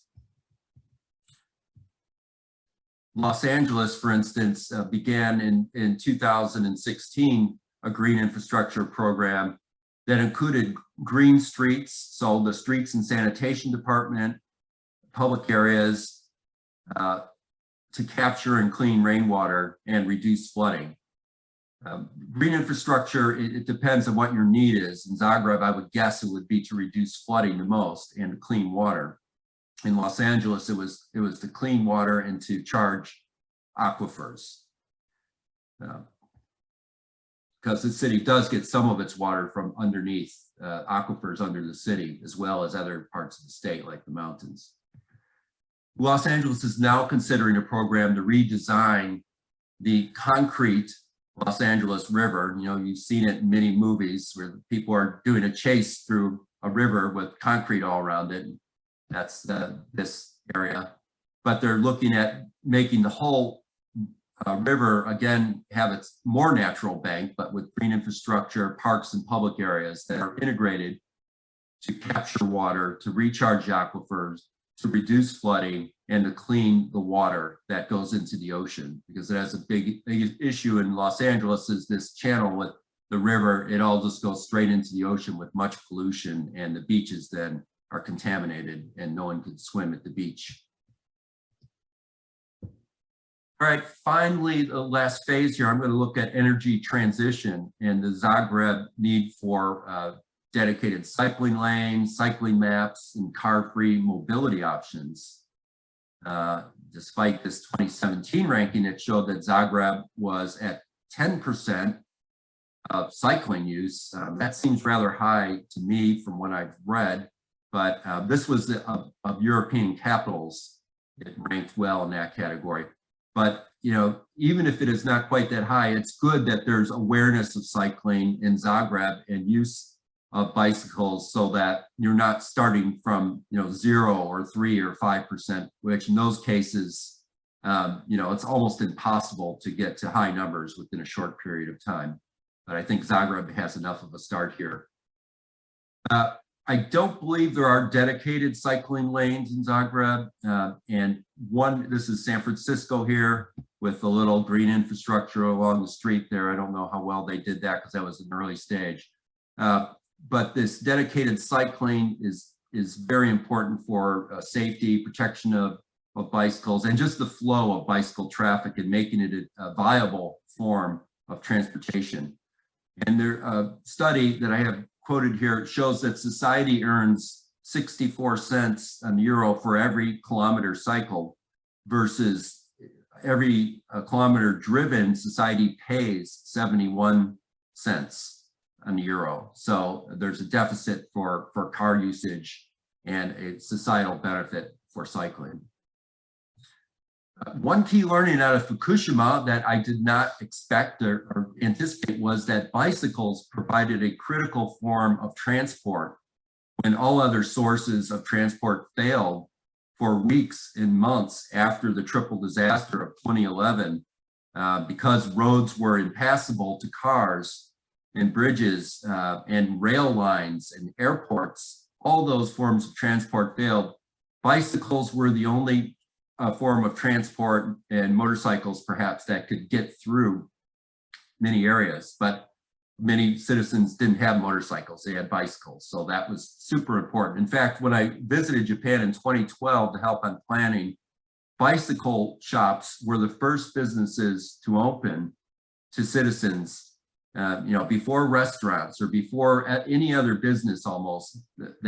Bicycles were critical to the recovery of Japan after earthquakes. Zagreb, I think there's probably a need for a city cycling map. And this is an example here is New York City. And the blue areas are boulevards that either have dedicated cycling lanes or striped lanes. The green boulevards are usually pedestrian and bicycle dedicated ways. And I looked and looked on Zagreb, and I can only find, every time I looked at Zagreb and cycling, it was how to cycle out of the city to places like Zadar, or to the hills, or to 20 kilometers out of the city. But I could not find within the city cycling maps and cycling routes. Maybe they exist, but they're not easy to find if they do. I think in Zagreb, I don't know if there is any kind of e-bike or bike lending program for low-income citizens and those who might be disabled or might need this form of transport. But Denver in the United States has an e-bike lending library, they call it. Just like you take a book out of the library, you could do the same for free with an e-bike in Denver if you belong to the program. And another area is pedestrian and car-free zones. Zagreb has a need for car-free zones, days, districts. And here's a photo from EU Car-Free Day in Zagreb, which is done throughout the European Union. I don't know what day of the year it is, but it looks very successful. You probably recognize the neighborhood. Madrid, for instance, increased its retail sales 9% in a central business district that went car-free in an experiment to see. And I believe that is a car-free area now. That was right before COVID. But often the argument is it will hurt business, it will hurt sales, and this is almost always untrue. The nature of sales in car-free districts typically are people might buy less in each visit to stores, but they visit the stores more frequently. Therefore, that makes up for buying less at each visit, and there's more in the net. So in Madrid, it was 9% more. Here's a quick view of Paris Street before pedestrian-only access and after pedestrian-only access. You know, just the amount of people and the amount of shoppers and the amount of businesses that benefit from this are multifold. So I'm going to go through the conclusion now briefly, and I thank you all for being a great audience. There is a need, I believe, in Zagreb.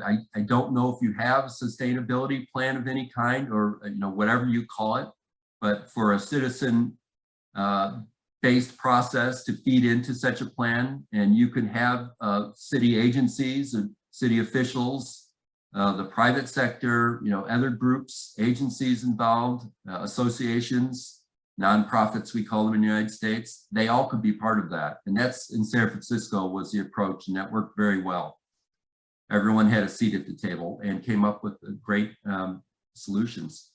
So zero waste circularity should be thought of as a process and a goal.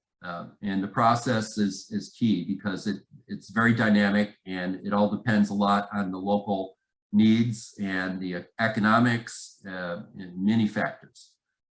PM 2.5 air pollution is a growing problem, but there are many new approaches to measure and therefore reduce PM 2.5 health impacts on populations and on quality of life. Green infrastructure is a win-win-win for reducing flooding, cleaning air and water, and making Zagreb more resilient to climate change and more beautiful at the same time. And in terms of the energy in the transition, the integration of biking, walking only options for Zagreb with open space and green infrastructure is a natural fit. You can be coming up with planning and systems to accommodate all those all at once. Finally, here's a vision of Zagreb of improved quality of life and resilience, less or zero waste equals less air and water pollution, and waste can contribute valuable byproducts to green infrastructure, which also produces less air pollution or cleans air pollution and produces cleaner water. And open space with green infrastructure combined provides climate resilience, reducing flood, heat impacts, and better air quality. And finally, the energy transition infrastructure can be integrated with green infrastructure for cycling, scooters, walking, and charging, whether it's charging carts or charging, you could even charge construction equipment, or there are many new applications of electric vehicle charging beyond just cars, but public transport as well. So that's my presentation. I want to thank you all very much for your being a good audience, and I really look forward to questions. You can follow me personally, Twitter @GreenFlow is the account name, if you use Twitter, or if not, maybe it's a good time to check it out. And I really welcome questions, and thank you again, Vedran, for the opportunity to address this group. Thank you, Warren. Many thanks for this comprehensive overview, and also particularly constructing bridges to Zagreb with some very precise suggestions. I already see one hand, and also before that, it was a comment on cycling infrastructure. I don't know if Željko, you want to reflect on that, or it was just a there was a comment that disjoint cycling paths are not really applicable to be quantified as dedicated. It was probably a comment to make a distinction what is cycling path that can be, I would say, interpreted or perceived as a dedicated. Well, the dedicated cycling, there's no opportunity for cars to park in them. That's the biggest distinction. And that is the biggest problem with a lot of the early cycling infrastructure in the United States and not so much Europe, because I think Europe has more dedicated. And it usually has a barrier, either a curb or sometimes bollards. They're you know, the cones you see. Cars usually will not go through those, but it just provides more safety for the cyclists so that they feel like, you know, their life is not going to be in danger if someone wants to park in front of them or if someone pulls out. And yeah, the engineering of those is not an easy thing to do. It takes careful planning with streets and traffic, and traffic engineering is, you know, I work with them on projects, but I am not a traffic engineer, so I can't address the details of the challenges going into that planning. Thank you. So there was a hand by Vishnya. Do you want to comment or ask question? Sorry, that was not a raised hand, but a clapping hand. But I have a question if nobody else wants. Can you please tell us what would, in your opinion, be the best way to tackle the mindset of people's love for cars? We are trying as a green government to implement some pedestrian zones, and the main concern is that our citizens are sort of in love with their cars. So what would you suggest the best way to tackle that? Well, one strategy is not to be anti-car in an obvious way. And I think that people get defensive about their cars or their habits or their way of life. And I have found that in the United States, it's much better if you say, we can do this with cycling or walking and quality of life, and you still will be able to drive, but you know, it might change a little, and we have a plan, and it's not going to be radical change, and you will know, and it will be easy for you to change in that way. And you can come enjoy this new area. You could park your car somewhere and easily then enjoy car-free amenities. And you know, so I think that's important. And I've noticed that in Croatia, that there is love of car, and that, you know, I wanted to take the train from Zagreb to go to near Split. And people were like, why would you do that? Why don't you just drive? You know, Airbnb people were saying that. I was like, well, I like to take trains when I'm in Europe because you have trains. Well, no one takes the train in Croatia. Everyone drives. So there is, yes. But it's coming from the United States, I'm familiar with this attitude and how to address it. You can't just say, we are going to get rid of cars, no cars, you know. So maybe instead of saying a car-free district of the city, you just say pedestrian and, you know, something else centric or bicycle centric or some of that. Does that make sense?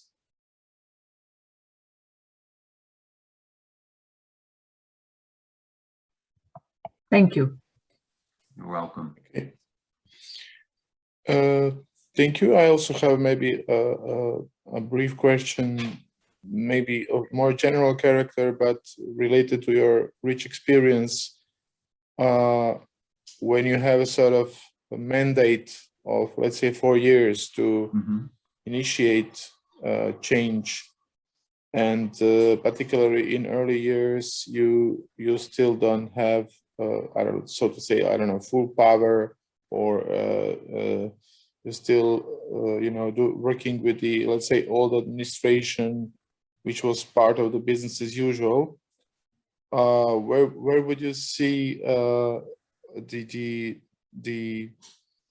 let's say most, not the shortcuts in negative way, but in a most easiest way to in which areas to induce change with relatively short-term effect that you can start showing some results, because many of these infrastructural projects, they take time and you can show results only in a few years. So I just wonder maybe if you can give us example, if you are aware of it, or just a suggestion. What do you see where cities, when they are in this phase of kind of, let's say, transition, and they enter with a, let's say, new government that has another vision of the city development, where is the, not like a quick fix, but, you know, where you can show results that don't take too long time to be also perceived by the citizens, ordinary people. Yes. No, I think that getting multiple stakeholders is the key to that. And sometimes, you know, you need to get stakeholders from opposition, or you think they may be opposition. And this is something in San Francisco, when we started with sustainability planning, we tried to invite everyone, and it was sincere. And, you know, this was the new administration and other previous administrations, as well as, you know, companies or those, whoever are the voices that oppose. If you give them opportunity to speak and they think they are being heard, I think that that will give you a better basis for going forward with your change. And also, if you do economic analysis, partially, you know, and not everything can be an economic equation, like, you know, climate change, look at what's going on now with that.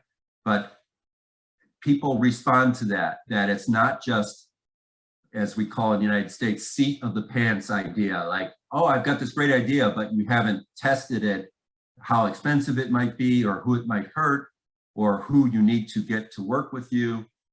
I think those are the key approaches to such a transition, is getting the opposition at the table, getting the loudest voices at the table. And even if you can't get the exact person or company or group, you know, someone that knows them and that they're comfortable with, an ally maybe, to say, yeah, I think we could do this if we add this or do this also. And you'd say, sure, maybe we, you know, that could be part of the planning.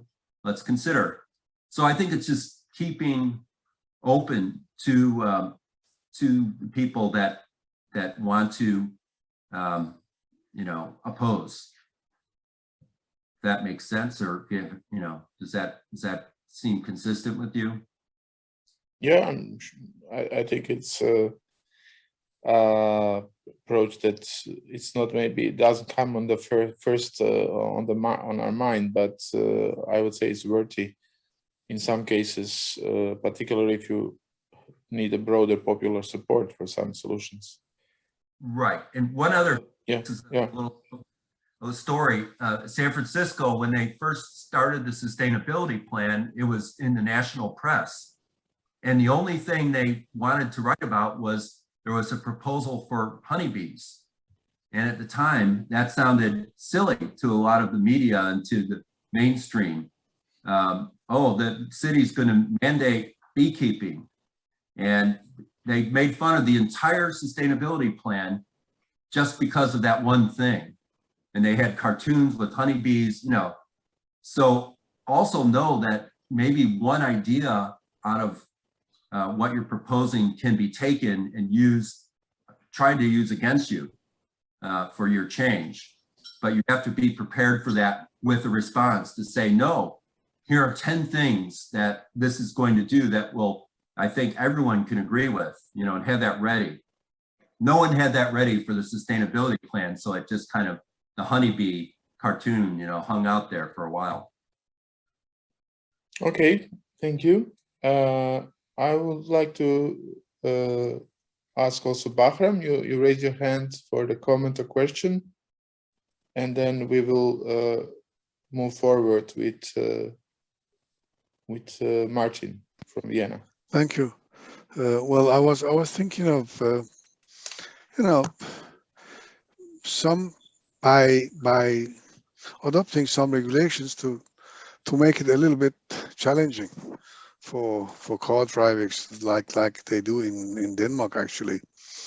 For instance, prohibiting access by cars in the downtown, or city centers, or major so-called green taxes on fossil fuels for transportation sector, of course, and then major taxes on fossil-driven cars in general, and then probably adoption of regulations for maximum, permissible emissions from cars.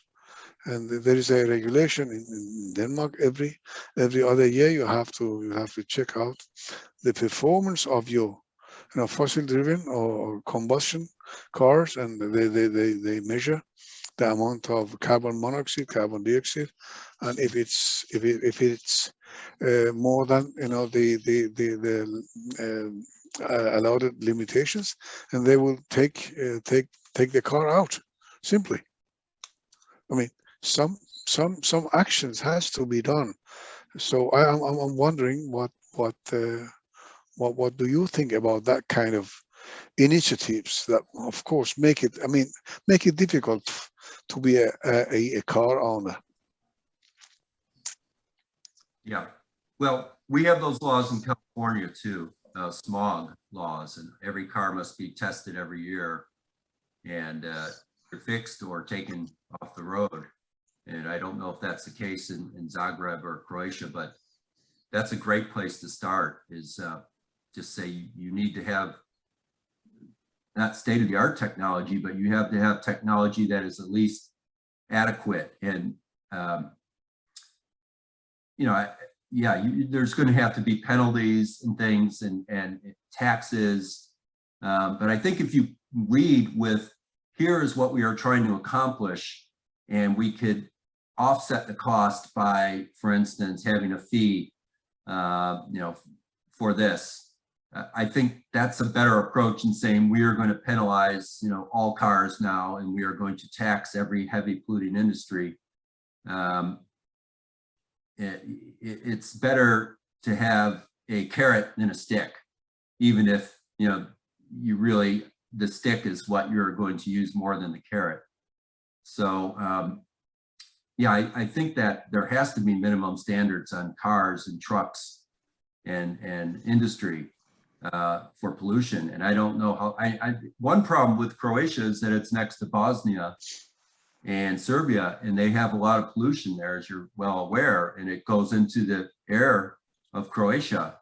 And so it's, cooperation sometimes with neighboring countries or regions, that's important too. And, I think the more awareness there is by using things like sensors to show high air pollution levels, or measuring water, or looking at why flooding is occurring, because it's not just, how a dam is operated, but it's because everything has been turned to concrete or asphalt. And why the temperatures are so high in the central city is not just climate change, it's because everything is pavement and, and more pavement all the time. Yeah, I hope I at least addressed your question, but yes, of course. But I was just thinking of, this has the enormous impact on public health. Talking about the measuring the pollution and the way it really pushes the public health system, and the millions and millions of dollars using on public health issues because of just, I wouldn't call it favorizing or by just not taking any actions about private car owners, or because the impact is actually quite scary, so to speak. Yes. Yeah, there has to be a better way, and health impacts in particular are reaching a crisis point, because of air pollution now, and especially with climate change, because the air is getting hotter and it harbors more pollutants. It does not have the same air currents that cleans the air out. You know, I'm seeing it here in San Francisco. We used to have some of the cleanest air in the United States, and now because of wildfires and autos, it has become, you know, more like Los Angeles. And that was, you know, a nightmare scenario in the United States or in San Francisco. But I think that is a challenge everywhere. And I think you need health studies to be publicized along with approaches that will have positive health benefits. And I think that a lot of people need to know positive health benefits of steps like, you know, green infrastructure or less waste incineration or bicycles instead of cars or open space. It's not just feel good. It's actually live better, live longer, live healthier, need less health care, less cost to the public health system, less cost to society. And those need to be very important factors outlined in the beginning, because this is not just, you know, a bunch of hippies trying to, you know, create their little utopia. It's actually the future of society and humans and plants and animals and the economy. There is no economy if there is, you know, breakdown of humans and animals and plants and systems, ecosystems. So the more economic data, econometrics, you know, I'm a big believer in big data, and whether that's for healthcare or air pollution or, you know, water or, you know, just the more data and the more compelling, and not just in data form, but in graphics, so people could just see, because some people are very visual. Others, you know, like numbers. Some like to hear stories. And if you can do all three, I think that's the best. Thank you so much. Totally agree with you. Thank you. Thank you, Warren, especially for sharing with us these few points of the vision of Zagreb. I hope that in the following months or years, we will be able to continue this conversation and to follow up, and particularly in more massive scale. But I also hope that others who were not able to attend due to other commitments will take a look at this lecture later. So now I would like to invite Martin Margulies. Sorry if I pronounced a bit different, from Vienna. Martin is a green councillor already more than 10 years, and he has been extensively working on green and social issues in Vienna, and he will share with us a bit more in detail the work done in Vienna lately. Thank you for joining, particularly in this late hours. Hello and good evening. And before we start, I just want to ask you, because for me it was hard to follow, and if I heard Warren was the second one, would you like a break, a short break for 5 minutes or 10 minutes to do something? If you need a break, Not I don't need a break, but if you need a break, I could wait for 5 minutes if you want. Okay, then like you want. Yeah, you can. I think. Okay, then I will start. Yeah. Okay. Thanks for the invitation, and a few words for me, Martin Margulies. I'm now more than 20 years city councillor and member of the Vienna Provincial Parliament. And I know the political system from both sides, from opposition, from government, and now we are in Vienna opposite party since the last year. And I was invited to tell you about how to make politics in Vienna. What were our problems? What were our things we tried to do, and how was it possible to try to change a little bit the city of Vienna? First, some words of Vienna, a very, very short thing of Vienna, because I think we are very, very lucky town in compare to Zagreb or a lot of other cities, the whole world. because Vienna is a rich town. Austrian is a rich land. We have a lot of money for doing politics.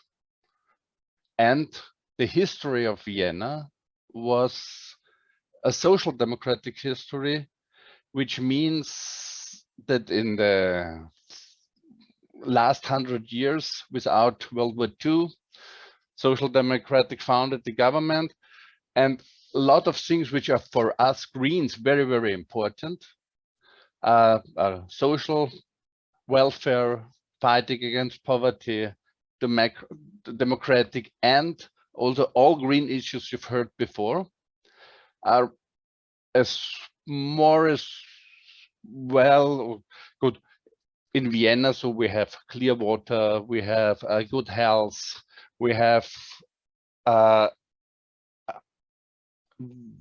in compared to other, especially cities in Vienna, in Austria and in Germany, cheap housing and so on. So I could tell a lot of these things, but we'll come back to Vienna now. And to the question Warren was asked before, and especially in answer of climate change. And for us in Vienna, one of the most important things was to reduce the individual traffic. And it's always a fight. It's not easy. It's always a fight, and you can only try, and you must talk and talk and talk and talk to a lot of people. And if you got the possibility to change, then do it. Not wait for a very, very long time. Try to do it. And one of the most interesting things we fight it as Green Party was parking management with short-term parks. And we started in opposition 30 years ago in Vienna with 2 or 3 districts. Vienna has 23 districts. One is in the middle, then 10 others around, and then the other districts around. And we started in the middle. And in the last 30 years until today, the whole city becomes part of the parking management. And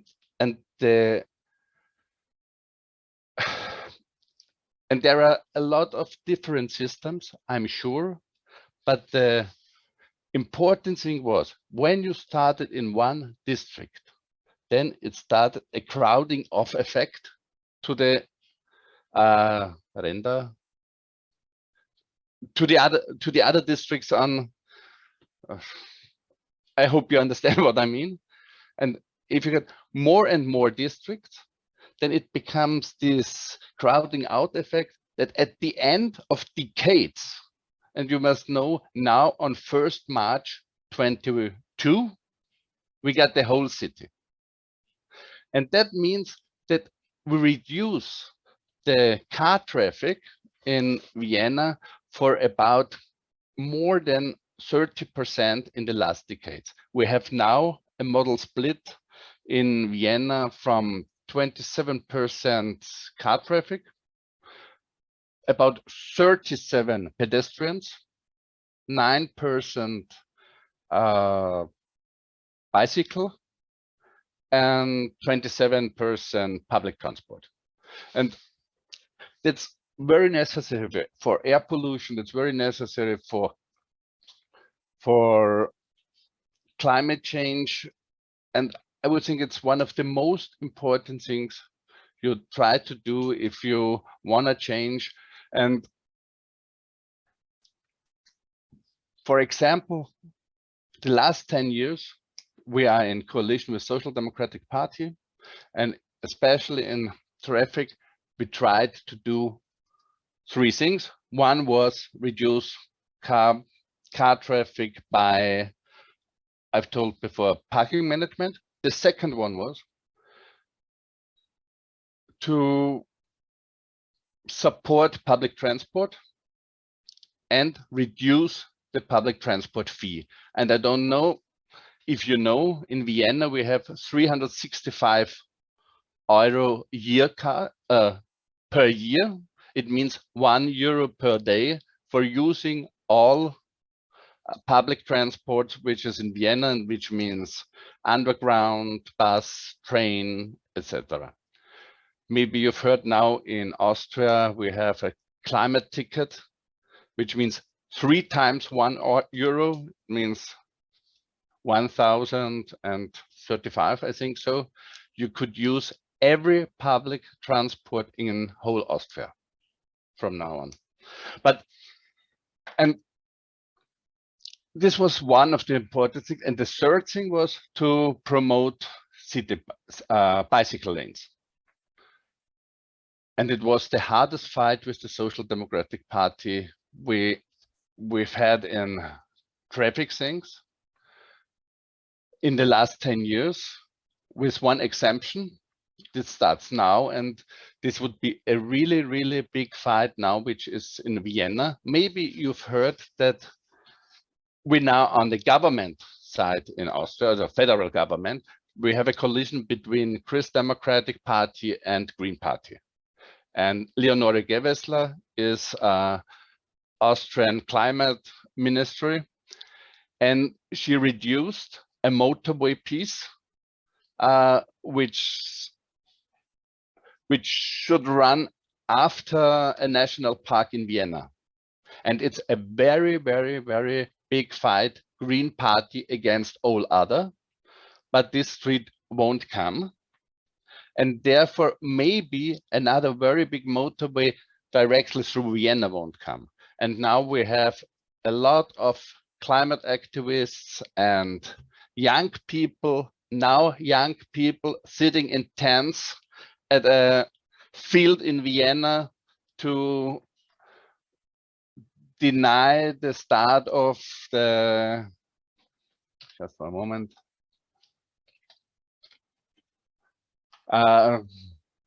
of the building lot, of the building site where the motorway should be.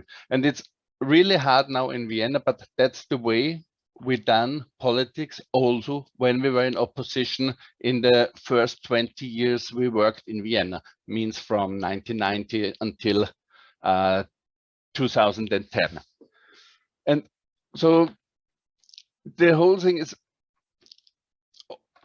we in Vienna, since we're in opposition now, the same as before, when we try to want to do something in neighborhood, when we try to do something about climate change, we had to fight together with people in the neighborhood. And it's not easy. We fight with flyers, with social media, and so on. And I think that's one of the most interesting things to know. It's not easy to make politics. And the other thing is, if you have the possibility to be in a government, and it's with a party you could see it's a democratic party and you could work together, do it. And then try to do maybe not 100% of the things you want to do, but take 95%, take 90% of what you do and try it.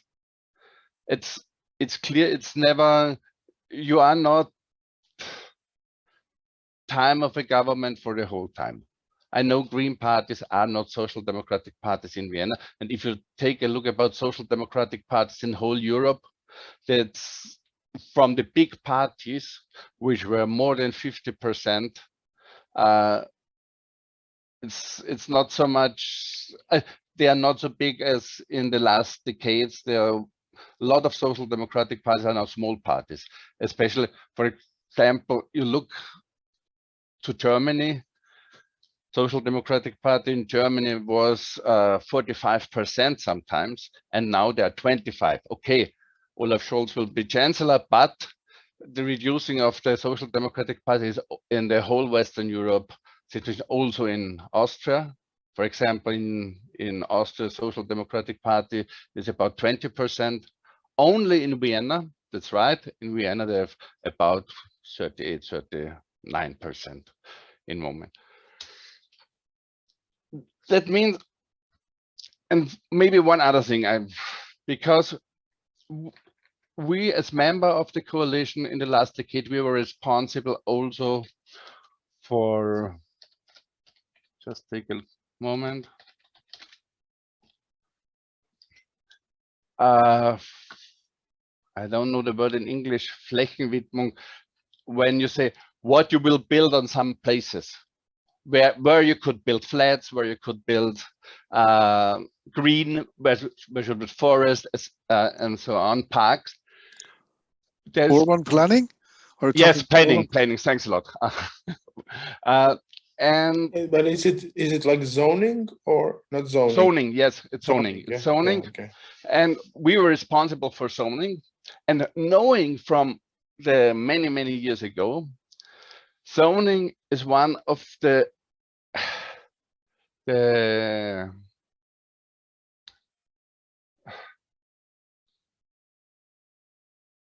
most important thing for planning in the future, but also you must be careful of corruption, because zoning and building is very, so you always must be aware of corruption because it works sometimes fluently. And I've heard, I'm not sure if it is, but sometimes one told me that corruption is a big problem in Zagreb. Is it right or not? Yes, particularly in the previous periods. Okay. It was 2 decades of period. And it was the same in Vienna.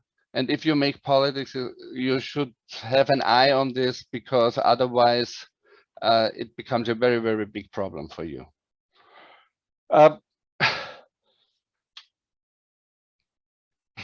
Yeah, what I could tell you about making, for us, the most important things when we were in coalition was, as Warren told before, to make as Green Party, to fight against climate change, to make adaptations climate change. So our last big thing in Vienna was to make climate budgeting. It means in the next 30 years, Vienna has about 60 million tons of carbon dioxide to use, and we made a plan to become carbon dioxide neutral. We do it with experts, we do it with Social Democratic Party, and we try to do it with all parties in the house. It means one thing we try to do is to cooperate. On the first, cooperate with parties, cooperate with experts, cooperate with the population, and also be honest. It makes no sense to not to be honest. And one thing, when we tried to get a majority for some ideas, always we tried to show the benefit for the people. It also means, for example, when you make the last big pedestrian area in Vienna was making on a business street called Maria-Hilfer-Straße, very big street in Vienna. And it was a fight for 3 years in Vienna, especially with the other parties. But we talk a lot with the people. Our green group in the 7th and the 6th district walked from door to door. Also, with all Greens in Vienna, we walked from door to door, 40,000 households. We talked with them for this one, and it wasn't easy, but to be honest and to speak with people, then you get a majority to do something. And this we do in a lot of things, in a lot of other things. Maybe it's easier to ask me questions how to work it than for me, because I have no reference, no PowerPoint, and it would be easier maybe to answer questions. Okay. And it would be easier to be in Zagreb. And next time, if you want, it's not so far away from Vienna. It's about 5 hours. We'll come to Zagreb. We will be happy to host you and to organize something. It will be probably in spring or summer, more easier, also due to restrictions, open air and so. Also, I mean, there was one question which was kind of quite interesting, maybe not focused on Vienna, but so is Vienna able to influence green politics in Bratislava? I assume it's because proximity. Bratislava is very close. I don't know, is it related to transport or mobility or any other issues, but I think it's maybe interesting question because of cooperation between two cities and so. Although it's exclusively for the Vienna city politics. May I ask you, do you know Gerhard Jordan? Yes, I know. Yes, because Gerhard is working inside our green club, and he holds the contacts to a lot of European cities and to the people, to green people in a lot of European cities, so that we try to work together with Greens in Bratislava, in Budapest, and so on. But it's not very, very near working together. And on the other side, city of Vienna tried to work in some stations together with the city of Bratislava because of regions, but it's also not a very near working together. Mm-hmm. Thank you. I have a question maybe for your experience in relation in working in specific neighborhoods where you find that, you know, maybe your constituency is more open to greens, to green ideas, and in maybe other neighborhoods less. Probably with Social Democrats and Greens, there are green and red districts or so. Mm-hmm. I wonder, and then there is a city level of decision making. The main question is maybe since in Zagreb there are many people became councilors recently, and there are literally a few hundreds of councilors in different districts and neighborhoods that might sometimes feel, let's say, not powerful enough because they are maybe not sitting in the city council, but they work in the neighborhood. So maybe your experience when you're involved in the local politics, how you can empower yourself working in the neighborhood and seeing the results, which are maybe still far away from the implementation of some city level plan. Mm-hmm. Yeah. First, how is the situation in Vienna? We have 23 districts, and in every district there is also district councils, but the district councils have not very much power in comparison to the city council. Nevertheless, we have in 3 districts, in 7, 8, and 18, we have district mayors, and these district mayors have the possibility to do a lot of things in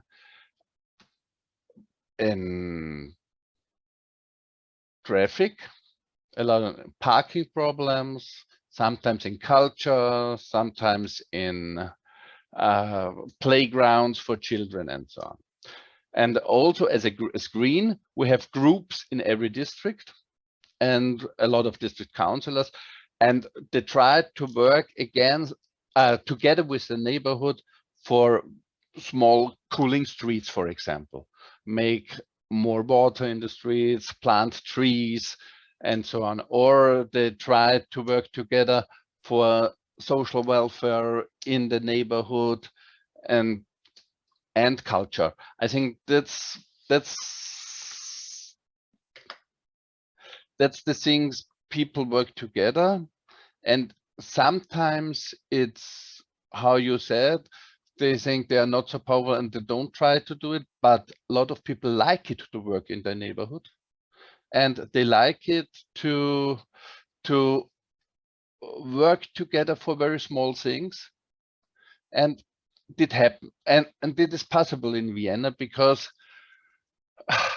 we have as Green Party, we have in we have enough money to support small things if they need a little bit support. We have, yes, I think this, but it's also hard to get more than 20 people. So I mean, we have 23 districts. Most districts from the where green are working are about 10, 50, sometimes 12, 20 people. More, it's very, very, very rare. But it makes fun. It makes fun, and you had to, beneath the political work, you had to make festivals, to make culture together or something else. That's also necessary for political working. Thank you. Bahram, did you want to say anything, or? I just wanted to ask Martin. It's so fine that there is a community which has the will, but also the means of executing some actions. What I'm asking, and it's so wonderful, you know. I mean, you know, European democracies, they're like in Scandinavia, Denmark, Sweden, Austria, and we're quite familiar with it. But taking action towards sustainability also demands a wide involvement of different stakeholders, as I tried to explain it in my presentation. We have a citizen on one side, and you know, the governmental machinery as a municipality or local government, whatever it is, on the other side, and we have the local enterprises, I mean companies, and so on the other. Do you have a certain policy for involvement as the whole? I mean, you are acting upon a in forehand defined strategy, right? Am I right? Yes. Could you? Yes, yes, you're right. I mean, your you know, overall strategy for involvement and creating a kind of, you know,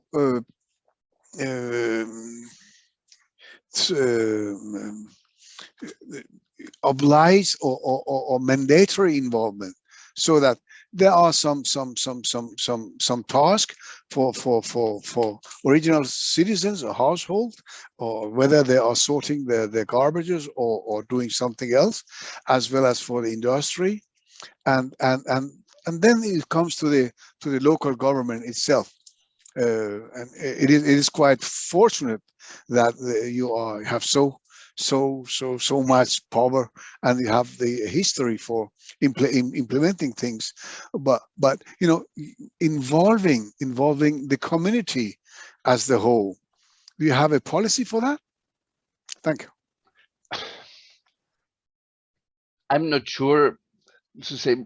Yeah, I'm saying we have a policy, but the things you told is this. Therefore, I said before, Vienna is a very lucky country, because we have also community enterprises and so on. For example, for waste separation, clean water, and so on, and they work together the last 50 years. And they have the experts with talks with the politicians and with talks with the people, and so therefore it was something were easy to do. It means waste separation. It was. It also could be better in Vienna, but we are on a high level, and by a lot of things we are on a high level, and therefore it's not the big problem to get support for ideas in climate change and a lot of other things. It's the biggest problem is we have with car traffic, for example, and therefore it's really a fight, because the different stakeholders have different interests, but it's also interesting for discussion. But there is the big difference between Greens and Social Democrats and other parties. In a lot of other things in Vienna, I think there is a communized idea that it's good to do something against the climate change, to make adaptations to cool the street. And the problem often is when it's need money or when it's a fight of space. Maybe that's also one of the most important things, not only traffic, the fight for space, who could have the room in the city. And that's also a fight against our non-profit areas or profit areas, car areas or pedestrians, and or also new flats, a lot of thousands new flats versus my home sweet home, and don't need more people in my neighborhood. And so it means these are the big problems, and therefore we tried as well as possible to speak with people in the neighborhood, to make talks with experts, and I think that's the way to make politics in Vienna. Yeah, sure. I mean, for instance, some initiatives that doesn't necessarily demand use of means. I mean, use of money. Mm-hmm. For instance, some smooth effort areas, such as affecting the behavior of the citizens. Of course, they are well-educated people, and they are very conscious about their actions and so on. But you see, the best way of optimizing is not consuming. To my terminology, right? So if we could reduce our use of resources, then we don't have to recycle that much. We don't have to compost that much. I mean, that kind of discussions with citizens, students, universities, whoever, NGOs, because as you know, probably better than I do, these climate issues are quite serious.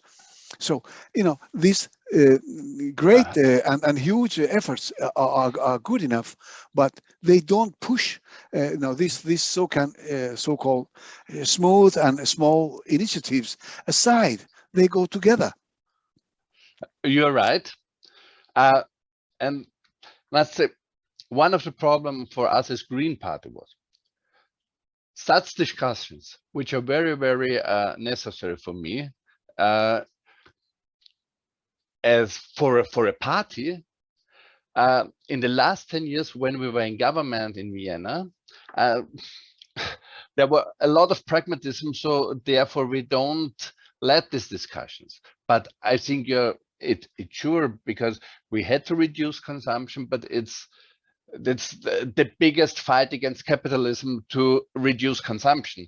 And so we have this discussion inside the Greens, but we have more discussions inside the Greens if we are in opposition. Then we have the harder discussions, what we want to do, than when we are in government. You're completely right what you say. Thank you so much. You are also right. Thank you.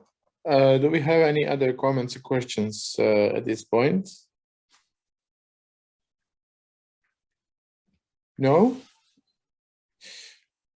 Martin, I would like us to have opportunity to continue this discussion, as I feel it was a bit short, but I think we are already 3 hours here. Yes, it's not a problem, and it's, I hope next time my English will become better, but I can't speak English like my children.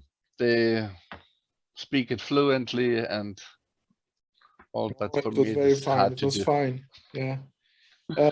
We will stay in touch, and I will come back to you. Yeah, and maybe we'll see you sometimes in Zagreb. Yeah, I'm looking forward. Okay. Martin, many thanks for joining. It was a pleasure for me. Yeah. Have a nice evening, Bye. everyone. Bye.